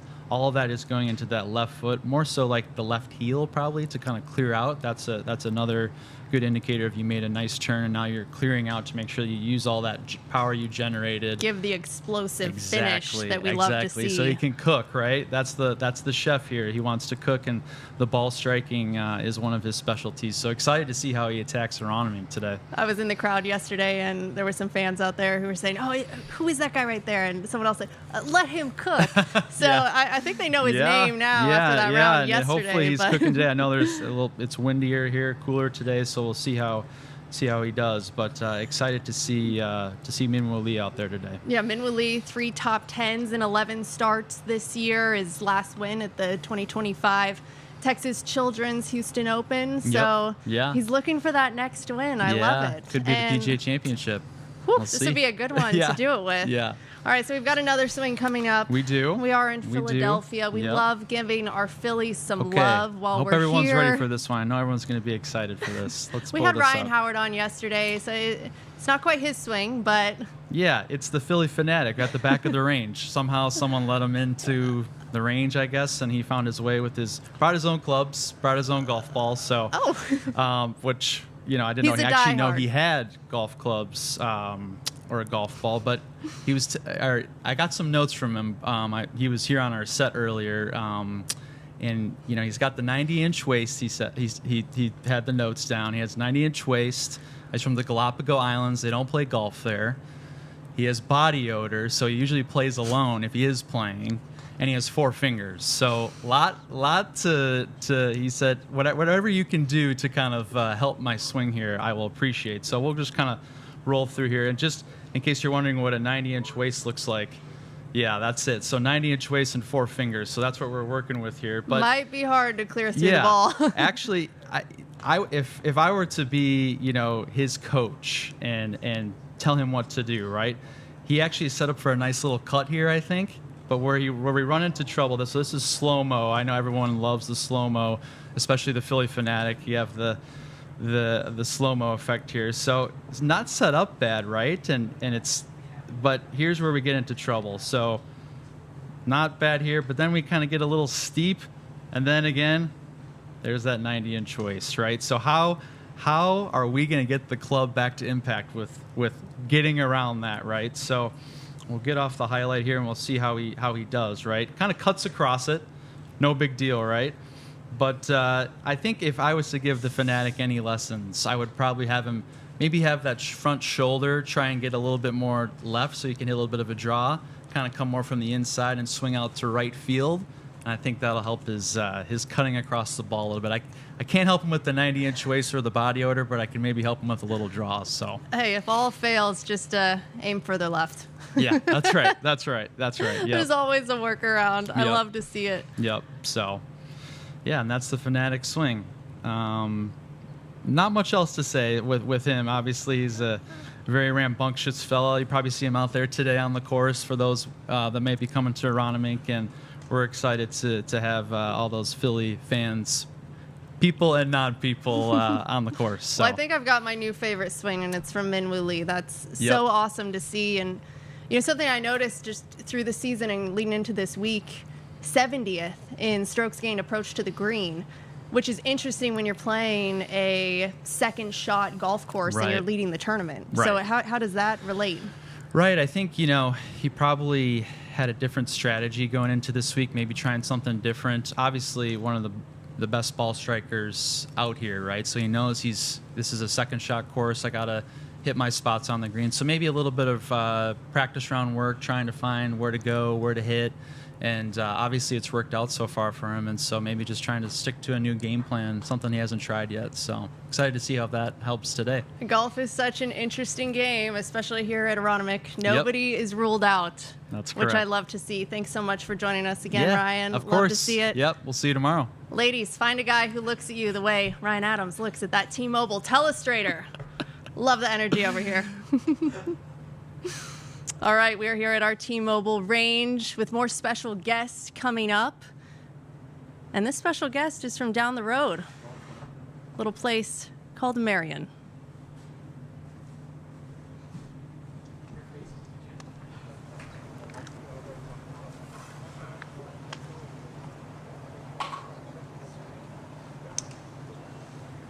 And look at that, Chase Utley, also another guest joining us. Later in the show, we had his former World Series teammate from that 2008 Phillies team on yesterday. So we'll get Chase's perspective on maybe who has the better golf game.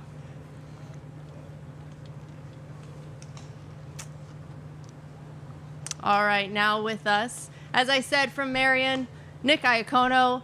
Welcome to the show. Thank you for having me. Pleasure to see you. Pleasure to be here in Aronimink in our backyard in Philadelphia right here. It's very fun to be in Philadelphia because there's so much good golf surrounding us. What do you have to say just about this little pocket of American golf? I think it can really, put up with any other place in the country. I mean, you have Philadelphia Cricket Club, Marion, Aronimink, Rolling Green, Philadelphia Country Club, and just a big year for Philadelphia in general. A lot of good stuff happening this year. Well, we'll dive right into the range because we've got Rory McIlroy gearing up for his round, looking to go back-to-back majors, which would be pretty exciting for him. But what do you like about his golf game? He obviously just got it done at the Masters, has a little bit of momentum. We know he wasn't happy with his round yesterday, but anything can happen. Well, I think really what a lot of people at home can take from Rory's swing is how early everything happens in his golf swing. Generally speaking, people think what happens in the golf swing is at that point in time, but really with Rory's swing, and I want you to really more pay attention to how he's moving his pressure, a little bit of mass back and through, and a lot of these golfers on tour, what they do is they have these triggers where they're moving from their lead side of their body back to the trail side, so that way they could actually move early back into that lead side. And that's a really big speed generator. And we all know that Rory can hit the ball pretty far. So a good thing to understand for golfers and a great drill for golfers to do to understand how early someone can move is just a classic step drill. Swing the club forward, step right, swing the club back, step back to the left. And you kind of understand the basis of how you can sequence your body, because we always talk about sequencing in the golf swing, and really what you do with your feet can send the chain reaction to the rest of your body and out to the club and really get a lot of club head speed going for these players, especially Rory. When you're doing a drill like that, what speed are you actually executing getting to those spots? Yeah, so it's a great question. So speaking to very smart coaches, my golf coach, John Dunnigan, who used to actually work here, who's over at Applebrook, and some motor learning specialist, Dr. Will Wu, part of what they have developed, the Skill Coaching Alliance. And what we've realized is that if you practice too slow, you're actually developing a different motor pattern than what you practice at your normal speed. So I like to see golfers practice no less than 60% of their overall swing speed, because when you practice that, you're close enough to the actual motor pattern that you want in your golf swing when you move up to full speed. Okay, very interesting, and I like that perspective because I've definitely heard if you can't do it slow, you can't do it fast.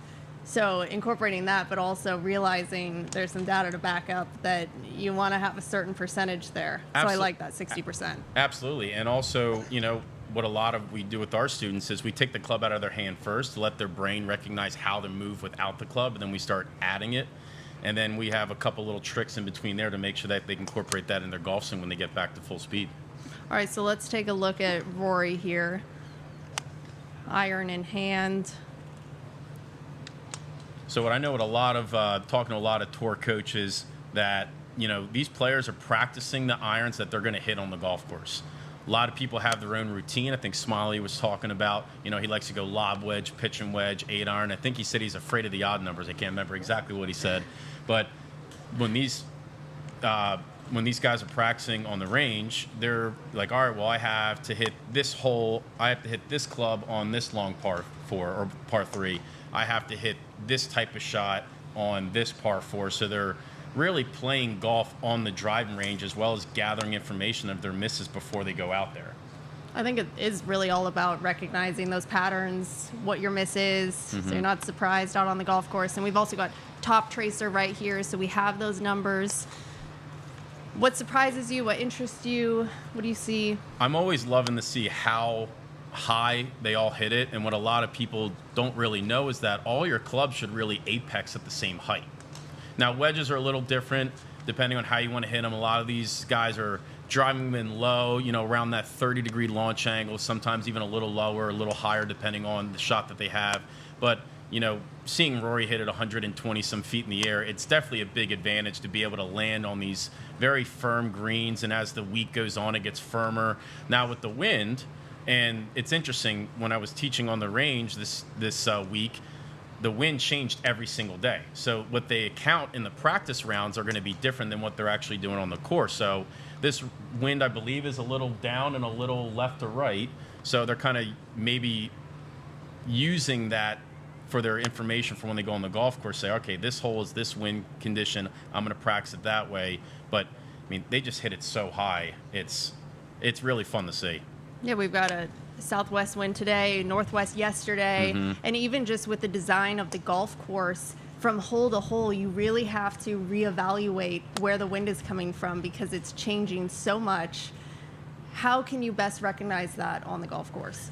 I'm looking at all the flags, even coming into here. I think the simplest thing people can do is look at the weather app, see where the wind is, and understanding that into the wind is going to almost hurt the ball double as much as downwind because, downwind, the ball's flying lower. It will help you. But I was talking to Sean Palmer, who is he's over at Union League, and we were talking about some of the holes that are downwind are actually tougher because it's tough to land it soft enough. So you might want some of the holes actually into the wind because the spin that you generate, the landing angle that you have on these greens, they're really going to help you actually hold into these tough conditions.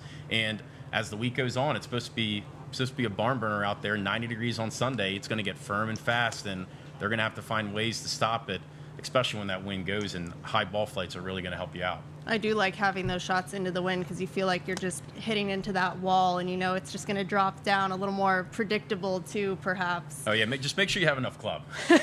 and of course that. Yeah, these false fronts will get you around here. And as you can see, they don't come down 5 yards. They're coming down 40 or 50 sometimes. So you got to be very careful. We've got Brooks Koepka, who's on the range, another major champion. What do you think about him being out here, just being comfortable on the course? He's kind of built for majors. He seems to show up more when the lights are bright. His golf swing, he hits that nice little power cut.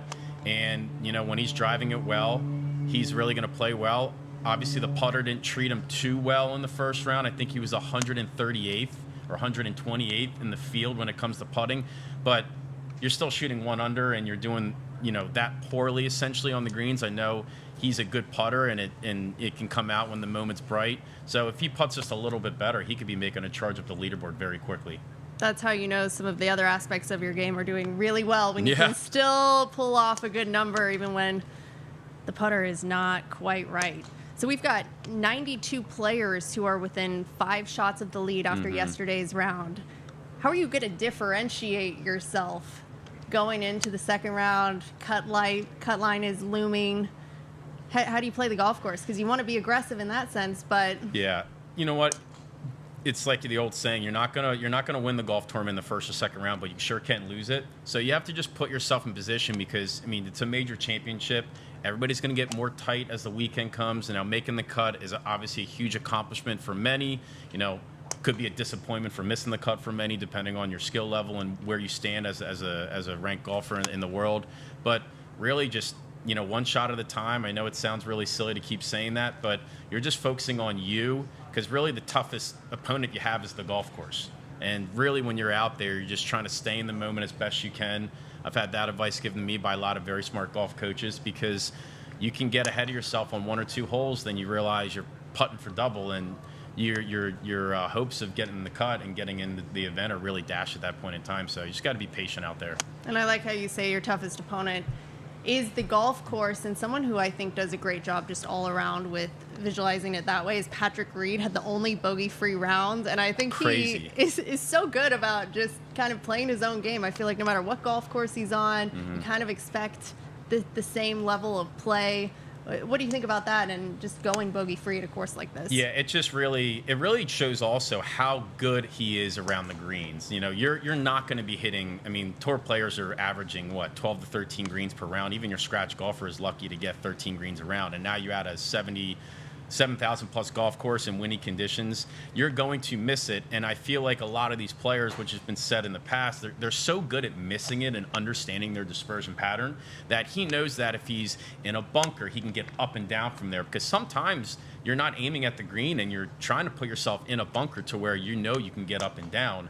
And that happens with a lot of these players, or even par fives. You might not be able to get to the green, but understanding where you miss and playing to those strengths of chipping and putting. I mean, he's one of the best out there with a wedge in his hand. So it really just shows that, like, he's not only in control with his swing, but his short game just keeps shining each time he comes out on these golf courses, and it translates to really any course out there. Now, back to Brooks Koepka and really any of these best players in the world who we have out there warming up. What's something that you notice immediately about their warm-ups that amateur golfers should really incorporate into their warm-up routine? Yeah, I think it's what you don't see for the most part. A lot of these golfers, they're getting in even a mini workout. They're with their trainer early before they get to the range. And a lot of these golfers, you know, the work is kind of done, and they're really just getting out there, just hitting a couple golf club balls just to get warmed up and to understand their pattern. But, you know, I know from a lot of really good players, they're not spending as much time on the range as you think, because they're trying to get their body activated earlier. So when they're out there, they're kind of going through the motions, getting themselves situated, getting some putts, and kind of being ready to go from there. Love to see these best players in the world right there. And you mentioned those workouts. Man, I leave here just walking the course, not even playing. I don't have that mental exhaustion, and I am beat. I don't know how they're working out, playing all those rounds in a row. Just the stamina to keep things moving is unbelievable. What a great view of the range here. Beautiful T-Mobile range. Very busy. It's going to be quite a day. Second round of our second major of the year here at Aronimink.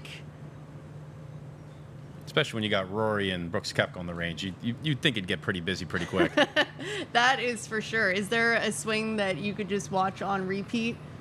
I mean, I was just talking to Sean again. I'm like, I would take any one of these golf swings. And I mean, I love Rory's swing. They're just all different. And I just love understanding their patterns and what their strengths are and how they organize their golf swing, kind of their swing geometry.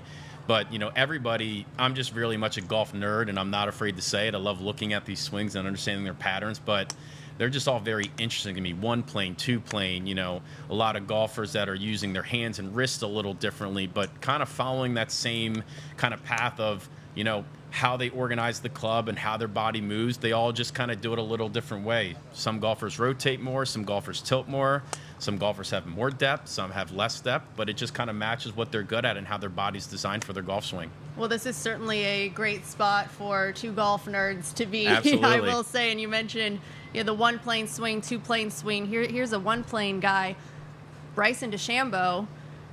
What do you like about the one plane?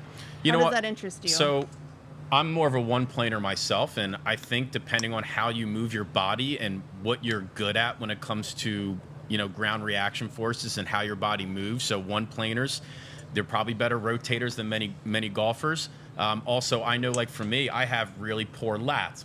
Part of what me and my TPI coach, Jason Rifkin, over at Fit Golf is doing is that we're trying to get the lats better. But some golfers and their average golfer is not going to have the best mobility in their shoulder. So actually getting golfers a little bit more depth can aid them in not getting too over the top or too path outside in. So I like it in that respect. And usually for the most part, our average golfer is rotating too much too early. So it can kind of help them not hitting too much of a pull or too much of a fade. So in that respect, I really do like how a one playing golf swing can really help you out when it comes to helping those tendencies for the average golfer there. And I like how you talk about personal mobility, because I think if you're an amateur golfer, you're watching these guys, there's certain swings that you want to emulate, and it might just not be possible. Yeah, and I think it's part of maybe I'm a little different. I don't really ever compare my student swings to professional swings. It's just they're doing this for a living. They're in the gym all day. They're working on their body. They're working on their diet, everything. So I think it's good to understand what good players do, but these guys do this for a living. So it's really tough to emulate a certain swing, but you could just say, they leave breadcrumbs of what good golfers do and how they could help you out. But I wouldn't copy Bryson's swings too much. It's a pretty tough one to copy there. Just a little more on your style of teaching. What do you like to focus on? Is it more technical, more course management? What's a priority when you have a new student, and how do you want to evaluate them? Yeah, so I think the biggest thing that my mentor has really instilled in me is that I teach people, not golf. So I'm really asking the questions. What sports did you play? What injuries have you had? What your current tendencies are, because that's going to really give me a great idea of how I'm going to teach someone. Let's just say someone is a field hockey player. I actually have a field hockey stick, a lacrosse stick, a baseball bat, and a tennis racket in my facility, because we can really externalize swing cues, and I keep the crazy technical thoughts in my head of what I want to do. But really understanding who that person is the most important thing. So the first 10 minutes of your golf lesson, I think, is really the most important. And then from there, we can get an idea of what they need on the golf course, what they need with their technique, and how all those things can culminate into improving their golfing scorecard. And I love how much credit you give to those people in your golf world that have helped you learn more, achieve more. I think that's what golf is all about, is gathering information from the best of the best and incorporating it. And I just think that's great. Yeah, it's 100%. I call it even like Joanna Coe, who's the director of instruction at Marion. She's my work wife. We're a team, and we're always doing things together, and we're always bringing each other up to where, it's not I, it's we. And you have so many people that help you throughout your career just to improve on your understanding of the golf swing and being more of a complete golf professional. So you have to give credit to those that have really been by your side for even really right the minute I stepped into the golf business. That's amazing. And let's take it back over to our T-Mobile range. Ludwig Oberg warming up, Ryder Cup player. Oh, it's so good. Waiting for that first major. The anticipation. I think that's I forget what tournament was, what major, but he hit that 7-wood, I think 140 feet in the air from like 260 and landed it soft on the green. That's when I knew him, like, this guy's for real. But it just goes to show you, golf's tough, and he's been in the hunt a lot of time this year. But, it's just like, it's tough sometimes to control your golf ball, even when it seems like it's easy for 3/4 of the tournament. Now listen, I love my 7-wood. 7-wood, 5-wood, might even be adding a 9-wood. How fun are those to have in the bag? So I've never had a 3-wood in my bag till about 4 or 5 years ago, and I always had my 5-wood. And my best 5-wood I've ever had, sorry TaylorMade, I'm on TaylorMade staff, but sorry to throw a little shout out to the Ping Rapture 5-wood I used to have a long time ago. Now I love my QI35, I think it's fantastic, but it really shows that a 7-wood and a 9-wood is, some people, your average golfer, are too proud to have that. They want their 3-iron and their 2-iron, and I'm just telling them, look, these guys need to hit the ball high and soft, and they're the best in the world, and they're using 7-woods and 9-woods, so why can't you? And I think you're going to see it in more and more golfers' bags, because it's easier to hit a fairway wood higher than a hybrid. Get that ball up in the air, land it soft, and who doesn't like to hit the ball high and soft? And that's what you need around here, especially out of this rough that is going to get more thick and more juicy as the day goes on. I love the trajectory and excited to see what clubs players will be hitting out there today. Nick, thanks so much for joining us. Thank you for having me. Pleasure. Our PGA Championship Range Show, powered by T-Mobile. Big shout out to Nick from Marion. Gonna go back to the range, watch some more golf. Best players in the world. And we've got another special guest coming up. He's a 6-time MLB All-Star. Was on that 2008 World Series championship team for the Philadelphia Phillies. and of course a big fan of golf. That's why he's here at the PGA Championship. Chase Utley, welcome to the show. Alex, good to be here. How are you? I'm doing great. How could I not be great? Look at this view you have. This is amazing. I get to sit and think about hitting golf balls myself, try and learn a few things. Yeah. How's your golf game? Golf game is okay. It's never perfect. I've started taking lessons, which is a scary thing to do, but it was time. But yeah, enjoying it. It's a great game. The competitive side is what I like the most. Competitive. We had Ryan Howard, your former teammate, on the show yesterday. Big time competitor. Who's winning in a match between you two? Well, it depends on how many strokes I need to give him. So we'll see. I think straight up. I've I seen think both right your now, golf swings, by the way. But Ryan has definitely improved quite a bit over the last few years. Okay, I love it. And let's take a look right here at some of those highlights. What do you think of that? Bringing you back to some good memories? Some good old memories. We had a blast. Obviously, you had Ryan on yesterday, and he's such an amazing human being. Obviously, a fantastic baseball player. But other guys, Jimmy Rollins, Shane Victorino, we had some good teams, and more importantly, some quality human beings. Can we just talk about how your first major league hit was a grand slam? Yeah, right. Lucky. Pretty lucky to be in that moment. Getting the Wanamaker Trophy in your first PGA Tour starter. It's something you don't necessarily draw up, but yeah, just happy to put a barrel on the ball at that point. But yeah, I mean, it's every kid's dream to get to the major leagues and to get a hit, and it happened to be a grand slam was pretty special. Do you remember what you were thinking in that moment? It's one of those blackout moments where you hit it and you can't believe just what happened, and I ran around the bases, as you can see here, way too fast because I was so excited, and I come into home plate giving high fives extra harder than I probably should have. But yeah, a special moment in my life. That is so awesome. And I know your teammates have given you a lot of credit for having very special attention to detail. How does that translate in your golf game and your everyday life? How important is that? Well, my golf game's not, I don't think, good enough to have that much attention to detail. But yeah, I take pride in it, and I try to improve. I don't think I watch nearly as much video as I did on the baseball field, and practice-wise, not quite as much, but still enjoy it. All right, so you've had multiple nicknames over the course of your career. So I kind of want to lob those out and see if you can attribute them to any of our golfers out here. Great. So kind of a fun little game. Your Dodgers manager, Dave Roberts, told a reporter you reminded him of James Bond. And I love this. Like, that is incredible. So which player out here would you maybe give the James Bond title to? Bond. That's a great question. You're not trying to give it out. He's keeping it for himself. That's what we've got right here. Great question. I mean, Bryson seems like he's put together from a outfit perspective. I think that was what Dave Roberts was coming to. So yeah, Bryson. Oh, I like that. Okay, so then late in your career, it was time for MLB's Players Weekend, and you kind of entrusted your Dodgers teammate, Corey Seager, to come up with a name to put on the back of your jersey. You gave him a lot of freedom there, and it was Silver Fox. Yeah. Show off that hair. We love to see it. Not something I'm extremely proud of, but it is what it is. Hey, Silver Fox is a great nickname to have. Yeah, I guess it could be worse, right?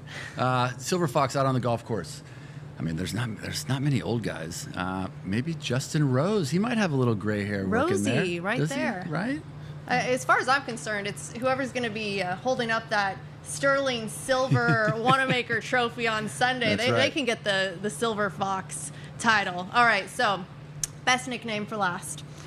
Phillies Hall of Fame broadcaster Harry Callis blessed you with the coolest nickname, The Man. Who's getting the man out here? Man. Who's it going to be? I mean, when I think of the man from a golf perspective, like the GOAT, the best golfer ever, I would go with Tiger Woods. I think he would be the man. I'm not comparing myself to Tiger Woods whatsoever, but when I think of golf, Tiger Woods is the man. Hey, listen, we're getting the best of the best in each sport over here, and I was surprised by how many similarities there are too between baseball and golf. Just some of the comparisons there. Anything that you were really great at in baseball that you kind of noticed? Obviously the hand-eye coordination is a real thing, so that's helpful in golf. You would think, from a baseball player's perspective, a pitch is being thrown, it's moving.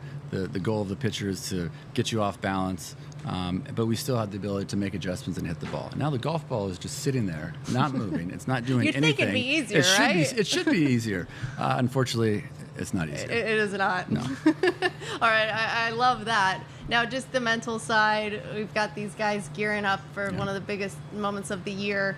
Do you remember kind of where you were at when you felt like you were in peak form mentally? Yeah, I mean, as an athlete, you have to tune out the distractions as best you can. And I was here yesterday watching some of the golfers, and obviously there's fans everywhere trying to get their attention, but they have the ability to stay locked in and not allow that to happen. And you may hear some guys say that, the crowd's going crazy, it's going wild, yet in your brain you don't really hear it. And there's plenty of those moments throughout my career that I can recall. Man, I think I'd want to hear it. Louder. Right? You would think that, but athletes are weird. We have the ability to tune out a lot of things. Interesting. All right, Rory McIlroy right there, hitting on the range.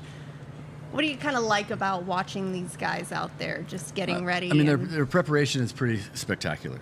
It was really second to none. And Rory in particular, I've followed his career quite a bit, and clearly he's one of the best in the world. But it seems like he puts a lot of time and effort, not only on his golf game, but his body. I mean, he looks strong. It looks like he's in the weight room doing what he needs to do, and it's really impressive. I think preparation is so important in any sport. Of course. Now, we actually got your swing that we get to show, which is going to be very exciting. You should be very proud of that. I actually thought it was unfair that you can be so good at multiple sports. Well, I don't have that. I need to build I appreciate you're building my confidence right now. All right, so we're doing a text us your swing. So Chase sent us his, or maybe you didn't personally send it since we're not wanting to show it too much. But all right, let's take a look here at what we have. I like this. Got a little waggle before you hit. But flat lie, hitting off a mat, anybody can do that, right? Look at that. Kind of got a little of that Min Woo Lee action with the width of the left arm there. And you're righty. I'm righty, which doesn't make any sense because I batted left-handed. Right. I mean, my grandfather was a golfer, so he would take me a couple times to play golf. And I had a right-handed set of clubs. I've actually tried now to hit left-handed, and it doesn't work whatsoever. It doesn't make any sense to me. You think it's just because you started out with I a think so. right-handed set? I think so. And for whatever reason, whatever my thought process was for hitting a baseball, definitely does not translate hitting a golf ball left-handed whatsoever. It's a ground ball to the first base, which I did a lot when I was playing baseball, but on the golf course, that's definitely not what you want to do. Interesting. All right, so the rest of your day-to-day, what are you looking forward to? You going to walk the golf course, a certain spot you want to just kind of sit and relax? We're going to take a little stroll to Club Magenta. If you haven't been there yet, you should check it out. It's an amazing spot that T-Mobile has set up for its customers. A fantastic opportunity to have some hospitality for any T-Mobile members. So yes, I'm going to head there and check it out. All right, very exciting. Yeah, if you guys are on site and you just so happen to be watching this show while you're here, head on over to Club Magenta. Now, just to wrap us up, the Fanatic left you something. He wrote you a little love letter. On? We did. We showed his swing, did a full breakdown. Here he is writing that letter to you. You are still the man. The Fanatic is the best mascot in all of sports. All right, we love that. Still hyping you up over here. Thanks so much for joining us, and enjoy your day. Alex, enjoy Club Magenta. Thank you. Cool. Thank you. Special thank you to Chase Utley for joining us. The MLB crossover that we wanted to see for all of our Philadelphia Phillies fans. There's the T-Mobile range, and it is packed. Players are gearing up. More special guests joining us later in the show.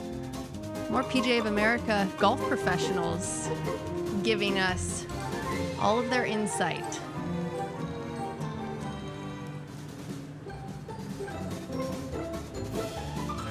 Riley Wielden here, Director of Instruction at Aronimink Golf Club. I'm in front of the 10th tee. I believe it's going to be one of the pivotal holes of the week, arguably going to be one of the most difficult holes relative to par this week. The tee box is back about 10 or 15 yards from its normal spot. It's actually going to share the first tee That extra length is going to make the hole play more challenging because you're going to see the fairway kind of rises and then goes back down in the distance, and the shorter players are going to land into that hill. They're only going to get 5 or 6 yards of rollout, longer approach into a difficult green. Longer players are going to be able to carry that hill, reap the benefit of a speed slot that's going to spit the ball down towards the bottom of the hill. Much shorter club into this difficult green. Definitely a benefit to have a shorter club that you can spin into the green. I think you're going to see players try to hug the right because that's going to give you a better angle to the left hole locations. The left rough for the hole locations on the left is very difficult. You're not going to be able to access the pin from there, so you're going to see a lot of balls end up right of the green in a difficult collection area. Going to be a popular spot, particularly for players that are missing the fairway to the left. All right, so we're up here on the 10th green. You can see this collection area off of the right side here. Could be a popular spot where you're going to see anything from a lob wedge to a fairway wood used from players trying to navigate their way over this slope here on the right side of the green.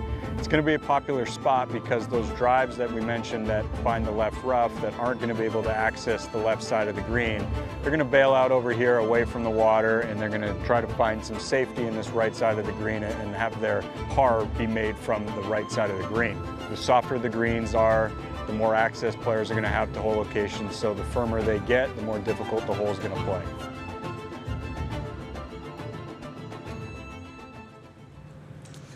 Now representing Aronimink, we have back on the show Riley Wheeldon.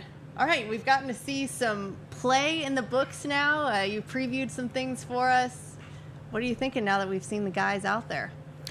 I think the golf course is doing great. I think the golf course is holding its own. You know, the world's starting to see the challenge of this place, particularly when the winds get up a little bit. You know, we warned everybody about the green complexes, and I think now everybody's starting to see kind of what we were talking about. Listen, I'm liking Aronimink more and more every second I am on site here, which is very exciting. And we've got Jon Rahm, who's warming up for his round. He's even doing some drills. We've kind of been talking over the last few days about, you know, just implementing some of these drills onto the range. Got the towel there. Shows you no matter what stage of your golf game you're at, you might still be doing the towel drill. Yeah, I was watching him on the short game area yesterday doing something very similar. Obviously, connection's a big thing for him. He's a powerful guy, so you know, if he keeps everything connected and kind of lets his body be his engine, you know, he's going to have the power and the control. It was fascinating watching him hit some chips and pitches yesterday, how soft the ball came off the face and how much spin it had. Very unique golf swing. I loved what he said in his presser yesterday about the golf course. Definitely showed it some respect, so that was something I think that we all appreciated. And I saw how you mentioned you were watching some of the short game practice go on kind of into the evening last night. What did you notice about what they were practicing and maybe what they didn't realize was to be expected until after round one? Yeah, they probably understood that they were going to miss some greens and that they're going to need to be tidy with their short games. I mean, they are incredible around the green. If you give them a good lie, the amount of spin they can put on the golf ball, you really can't hide a hole from them. So that was fascinating to watch. And for, you know, our average golfer and maybe our better golfers who think they have good short games, I just don't think people realize just how good these guys are around the greens. Jon Rahm with a round of 69 yesterday, 1 under par.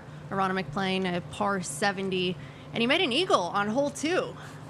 Tell us about hole 2. Hole 2's, you know, a tricky tee shot. It kind of bends right to left, but the fairway slopes left to right. So it's one that you kind of need to get turning right to left if you want to keep it in the fairway. I think a lot of people yesterday hit drives, particularly faders of the golf ball, who thought they were going to be in the fairway, and they probably ended up in the right rough. And even though you got a wedge in, you know, you can protect some pins. Long of the green's no good. It falls away onto the 8th tee box there, and if you're out of the rough, you can actually make some bogeys. But if you do get it in the fairway, I would say that's one of the more gettable holes. And obviously, he hit it in the fairway and hit a great wedge shot in there and made it 2. We've talked about kind of all aspects of the golf game, but where on the golf course do you think players can really be exposed? Anywhere if they're not careful, especially some of the easier holes. Maybe you take them for granted. You get a little bit overly aggressive. They can bite you. But there's a few holes that for certain are going to be, you know, areas to watch. Number 10, I think number 14 could be sneaky one of the harder holes in the golf course. You can tuck some pins. It's a long iron, and it's not done when you get onto the green. 17 and 18, you're going to have to earn it coming down the stretch. 8, I think 8 probably relative to par is going to be the hardest hole at the end of the week. I know the tees are up today, tough pin, but there are holes sprinkled in there that are everything you want, and if you make par, you're gaining on the field. How about Aronimik just in terms of getting back on track if things start to slip? Do you have that ability? Does it offer that? I think you got to be patient. I mean, one of the worst things you can do when you make a mistake is to start pressing and compound errors. So it's not a golf course that you can force something. You got to just keep trying to hit the fairway, get the ball into the right spot, and be patient. And the greens are great. They're fast, they're sloping, but if you hit a putt where you're looking, it's going to roll true. And I think you just got to really emphasize patience out there and take your opportunities as they come. You really don't know how a golf course is going to play, especially score-wise, until we've actually made it to that point. And is this kind of where you would have expected it? No, actually. I mean, I think we got some help from the weather. The wind definitely is contributing to how difficult it's playing. But, when you're going through Monday through Wednesday, you're not getting those hole locations. We didn't have much wind. And then the element of nerves, too. It's a major championship. Even the best players in the world are going to feel a certain way when they get on the golf course. They want to play really well in these events. And all of those things combined, the scores are definitely a little higher than I would have expected, definitely higher than I think, the general consensus was going into the week, which I love. I think the last time I looked, leader was at 4 under. That's a great number for it to be. A great number. There's Xander Schauffele getting ready for his round. Driver. Let's see. What do you like about this? One of the things I really love about Xander's swing, there's a couple other guys who do this. I alluded to it the other day, is the way that they almost have a little bit of elbow lag in transition to create kind of some secondary whip. I think it's one of the reasons that he can hit it so far. So if you were to look at his swing from a face-on standpoint, you're going to see his lead arm kind of just bend a little bit in transition, and really allows him to get some lag in the wrist as well as the elbow. And when you extend both of those through the hitting zone, you can really get some nice speed generated. A round of 68 yesterday, 2 under par. What's his focus going to be today? With a round like that yesterday, it's going to be much of the same. I think he's proven as a multiple major champion that he's got the patience. When you play really well like that and nobody's running away from you, you're really not trying to change anything. You're trying to stay in probably as consistent of a mindset, a mood, a cadence, how you walk, how you talk. You're trying to not get sped up, not get slowed down, not get frustrated, not get too excited, really stay neutral. And Xander's one of the best at that. Now I want to give us a throwback moment for Xander from when he last won the PGA Championship. Excited to see this. Perfect. 3 for 3 out of the greenside bunkers this week. That was perfection.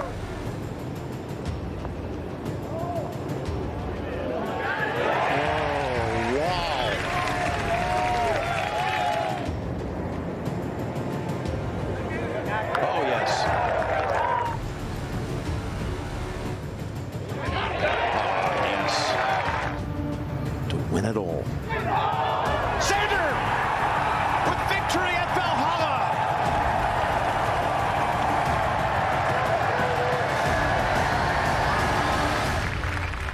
Scores that they shot that week. Again, just testament to how good they are. All right, we'll take it back to our T-Mobile range. More players warming up. Thought process. Hole 8 typically plays one of the more difficult ones in championships. What is it about it? What's the approach? There's just so many variables at play. You got an elevation change, you've got wind now, you've got an extremely difficult green for a par 3 that long. You've got a lot of difficult hole locations that they can utilize. They moved the tee up today. I doubt many players hit from the box that they're playing. So it's just like those little preparation wrinkles that, you've kind of sold yourself on hitting a long iron there, and then you show up today and you've got 170 something yards. It's just that little bit of the shock value, and then you're trying to go, okay, what am I hitting here? Where's my target? I wasn't expecting to hit this club into this whole location. So that flexibility mentally with your game plan, you really keep the caddies on their toes. One of the cool things I saw on the range today was a couple players actually had their yardage book out on the range. So they were probably looking at the whole locations for the day, trying to figure out, what club, where are we trying to fly this? And that's something that you're probably not going to see on many ranges, even in competitive events. Junior golfers could learn from that. Have your pin sheet, have your yardage book ready before you even get to the practice facilities, because you might be able to get ahead of some of the situations that you're going to face. All right, let's take it over to Brant Snedeker, who actually just won the One Flight Myrtle Beach. Also lives in Nashville, my town, my city. So that was very exciting to see him get another win in the books. I mean, what a timeless golf game to just keep adding more and more titles to the resume. Unbelievable. Great to see Brant back in the winner's circle. I've used him as an example numerous times, definitely with putting. I mean, kind of what he's known for, but I've used him as an example with tempo, and just saying that, players should emphasize tempo, but don't have a tempo that goes against the grain of who you are. If you're a faster walking, faster talking person, your tempo should reflect that. If you're a slower walking, slower talking, kind of more laid back person, your tempo should reflect that. So I think Brant's generally on a little bit of the faster side. You see that with his pop stroke. You see that with kind of a quicker action there. And then you're going to have somebody like a Fred Couples or Ernie Els who's on the other end of the spectrum. So tempo is important, but tempo doesn't necessarily mean slow. It just means something that's comfortable and unique to you. And there's those top tracer numbers as well that we can look at. But love hearing you say, just because you're thinking about tempo, it doesn't mean slow it down. I do think that happens. I've done it myself, where you think you're trying to have a good tempo and really you're just going at 75% speed, and then things don't match up correctly. Still got a little bit of pop in the bat. Love to see it, Brant.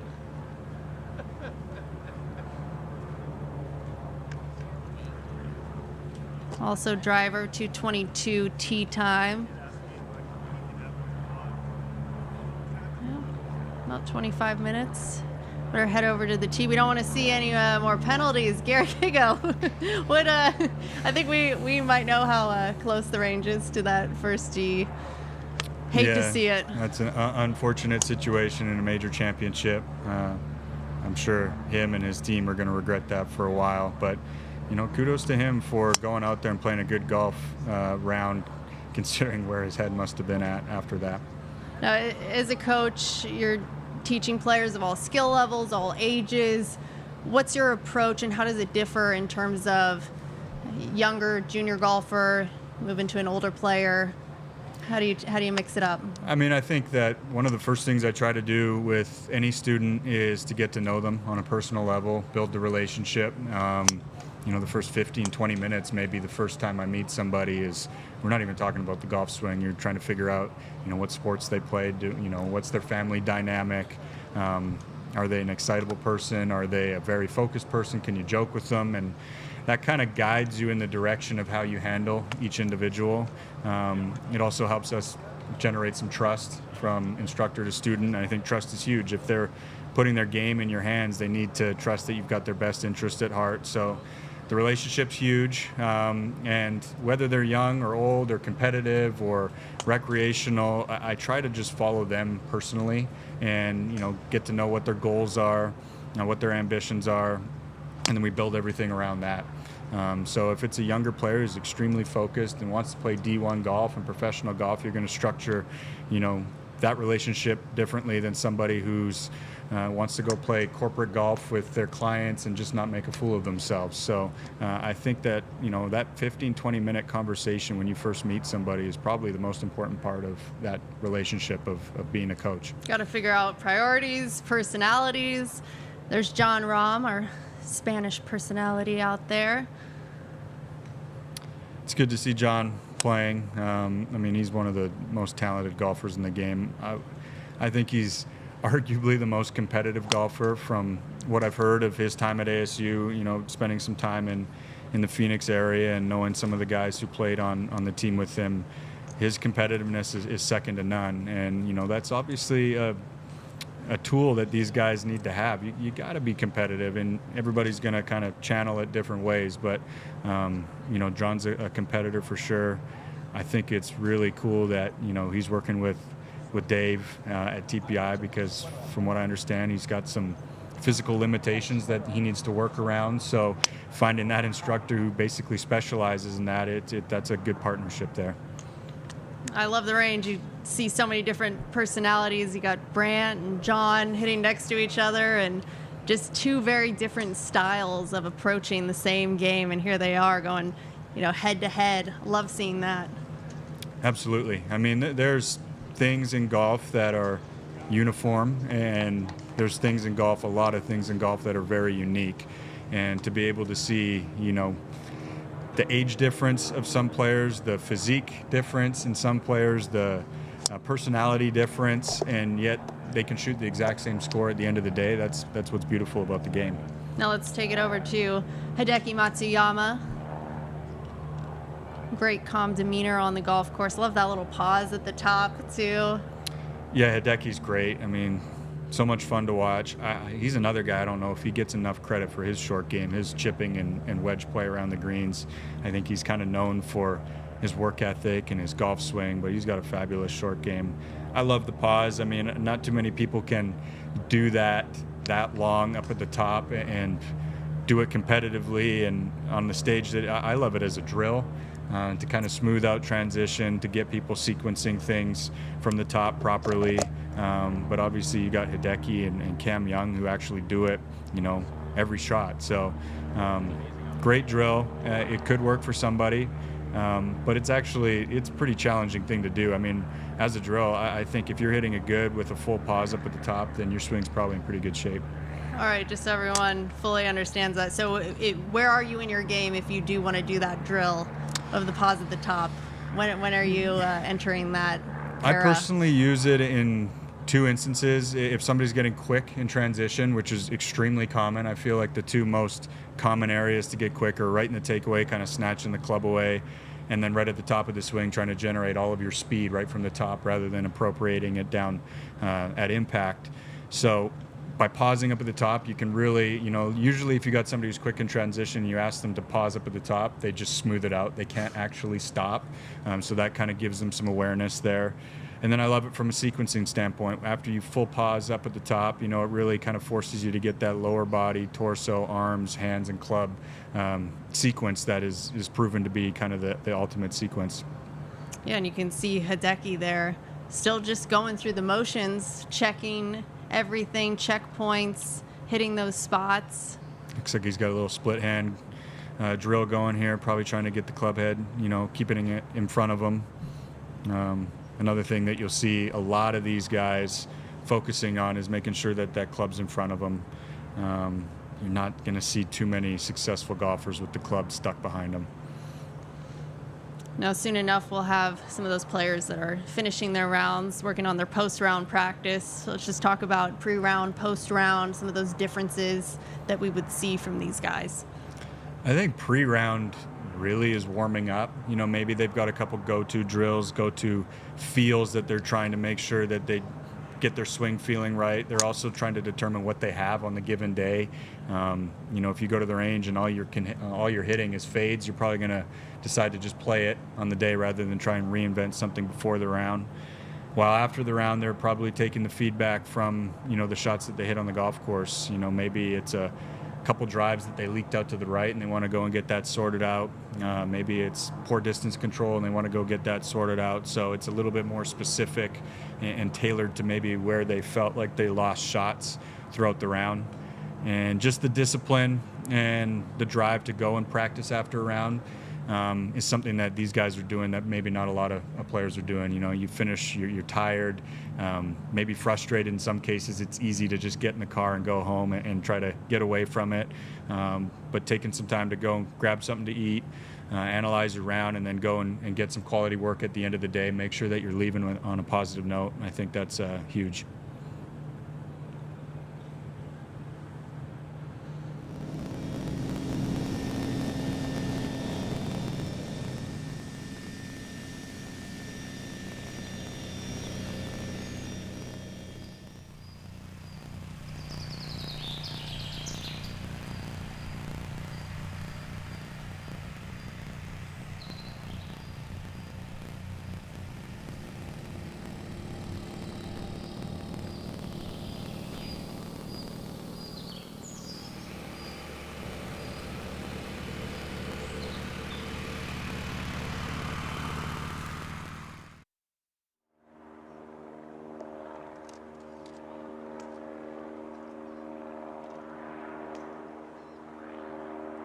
Maintain what you've been doing after a good first round. I don't know, some of this body language that we saw from Hideki, I think he's really trying to nail down that drill that we saw, you know, the split grip.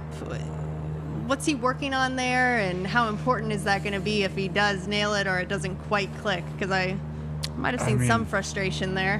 If I'm not mistaken, he shot 3 under today. I think he's probably in a pretty good spot. But Hideki is one of the hardest workers in the game. I do believe he's rather technical, so he's probably just going to try to make sure that everything he felt today in a round that was obviously very good feels the same as he's leaving the range, so that he doesn't lose it overnight. But again, that's just kind of him being him, I think.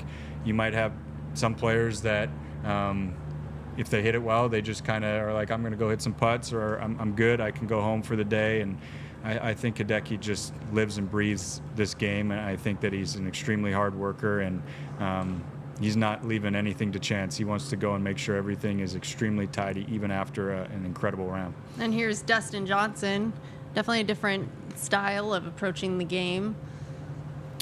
Yeah, he's a tough model for most golfers. It comes so easy to him. He's just an incredible athlete. Obviously, he's extremely tall, athletic. He's got some components of his swing that are definitely unique and hard to emulate. You know, when he was #1 in the world, it was tough maybe for some instructors to try to justify people who wanted to swing like DJ, because just not everybody's DJ. You know, he's going to have that bowed lead wrist up at the top, kind of that shut club face, but incredible ability to rotate his body, clear his left side, and get that club face square to even cut the ball. So definitely a unique golf swing, incredible athlete. Going to be hard to use him as a model for most people. Hey Riley, there's your home away from home right there as Director of Instruction for Aronimik. Does that look familiar? Yeah, I love that building. I mean, that place is second to none. If people aren't familiar, we got 6 hitting bays. 4 of them are indoor, outdoor. 2 of them are indoor. Only we've got force plate technology. You can hit outside in the middle of the winter if you want to, under the heaters. We've got all of our cameras. We've got our fitting equipment. It's a special, special place. I feel lucky to call that place my office every day. Some of the best American golf right here in this pocket, and maybe some of the best amateur golfers, members here at Aronimik, with that facility right there. Yeah, they definitely, we have no excuse not to get better here. I mean, you've got all of the facilities you could ever need. You know, if you've got the drive and the, you know, the work ethic and desire to get better, you've got the tools at your disposal. So we definitely have some high hopes for some of the young players here and their futures, and also our members. High Golf IQ membership, High Golf IQ City. As you can see, we got a challenging golf course, so their games need to be in good shape if they want to go out there and navigate it.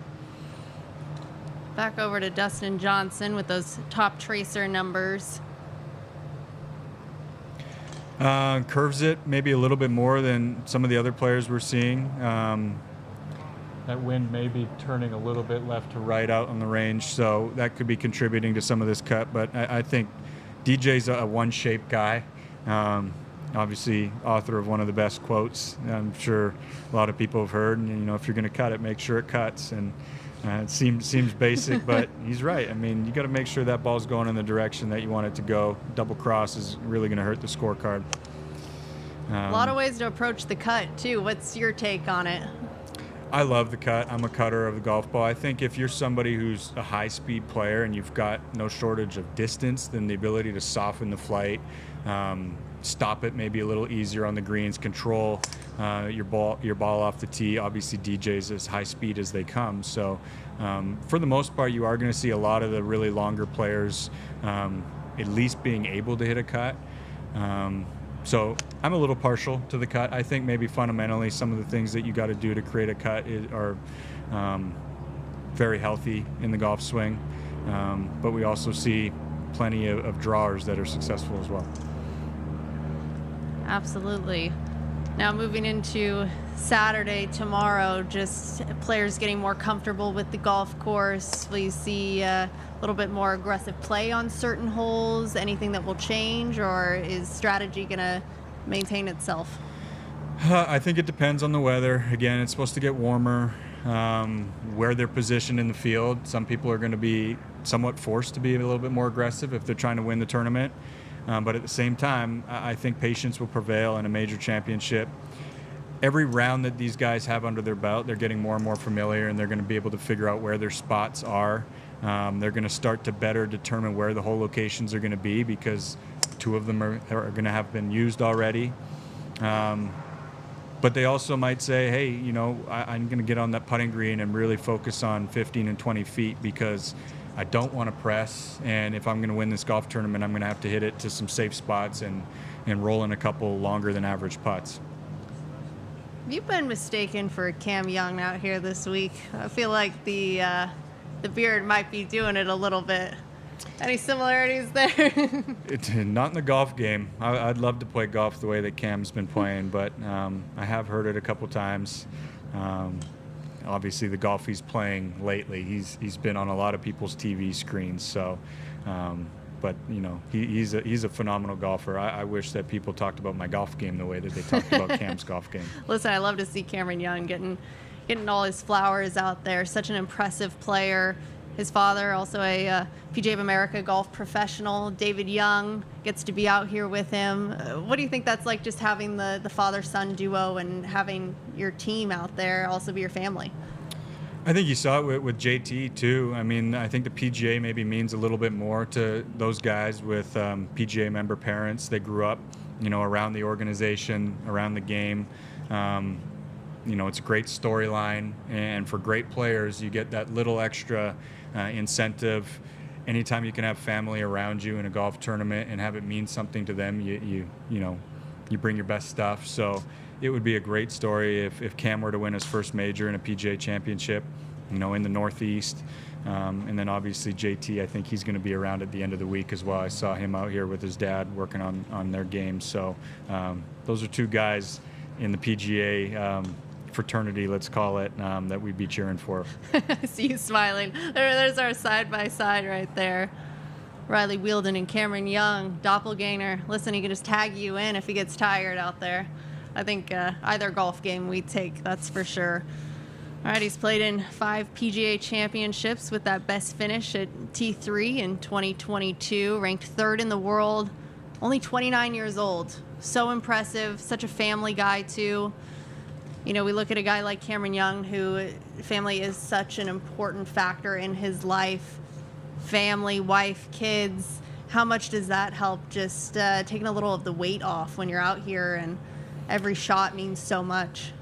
Yeah, I mean, if you have things in your life that mean more to you than your score and, you know, where you finish in tournaments, major championships, even for these guys, it takes a little bit of the edge off, a little bit of the pressure off. They're feeling a lot of pressure out there, but if they've got that, you know, fantastic home life, you know, family, I think for just about all of us is the most important thing. So when you have that in line, it makes everything a lot easier, puts all things into perspective. So it's just one more thing that he's got going in his favor this week. And I think that it adds to maybe his maturity level.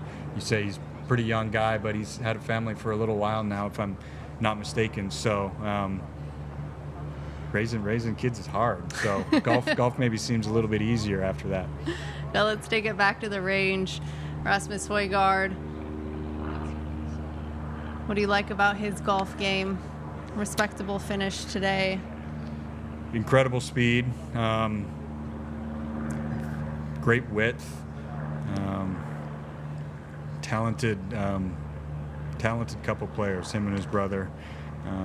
My dad was always a big European Tour, DP Tour watcher before work back in the day, so I've kind of inherited a little bit of that intrigue into that tour and watching the guys come up from their ranks. So these are two guys, Rasmus, Nikolai, who maybe aren't household names over here yet, but they're definitely going to be. They've got major championships in their future for sure.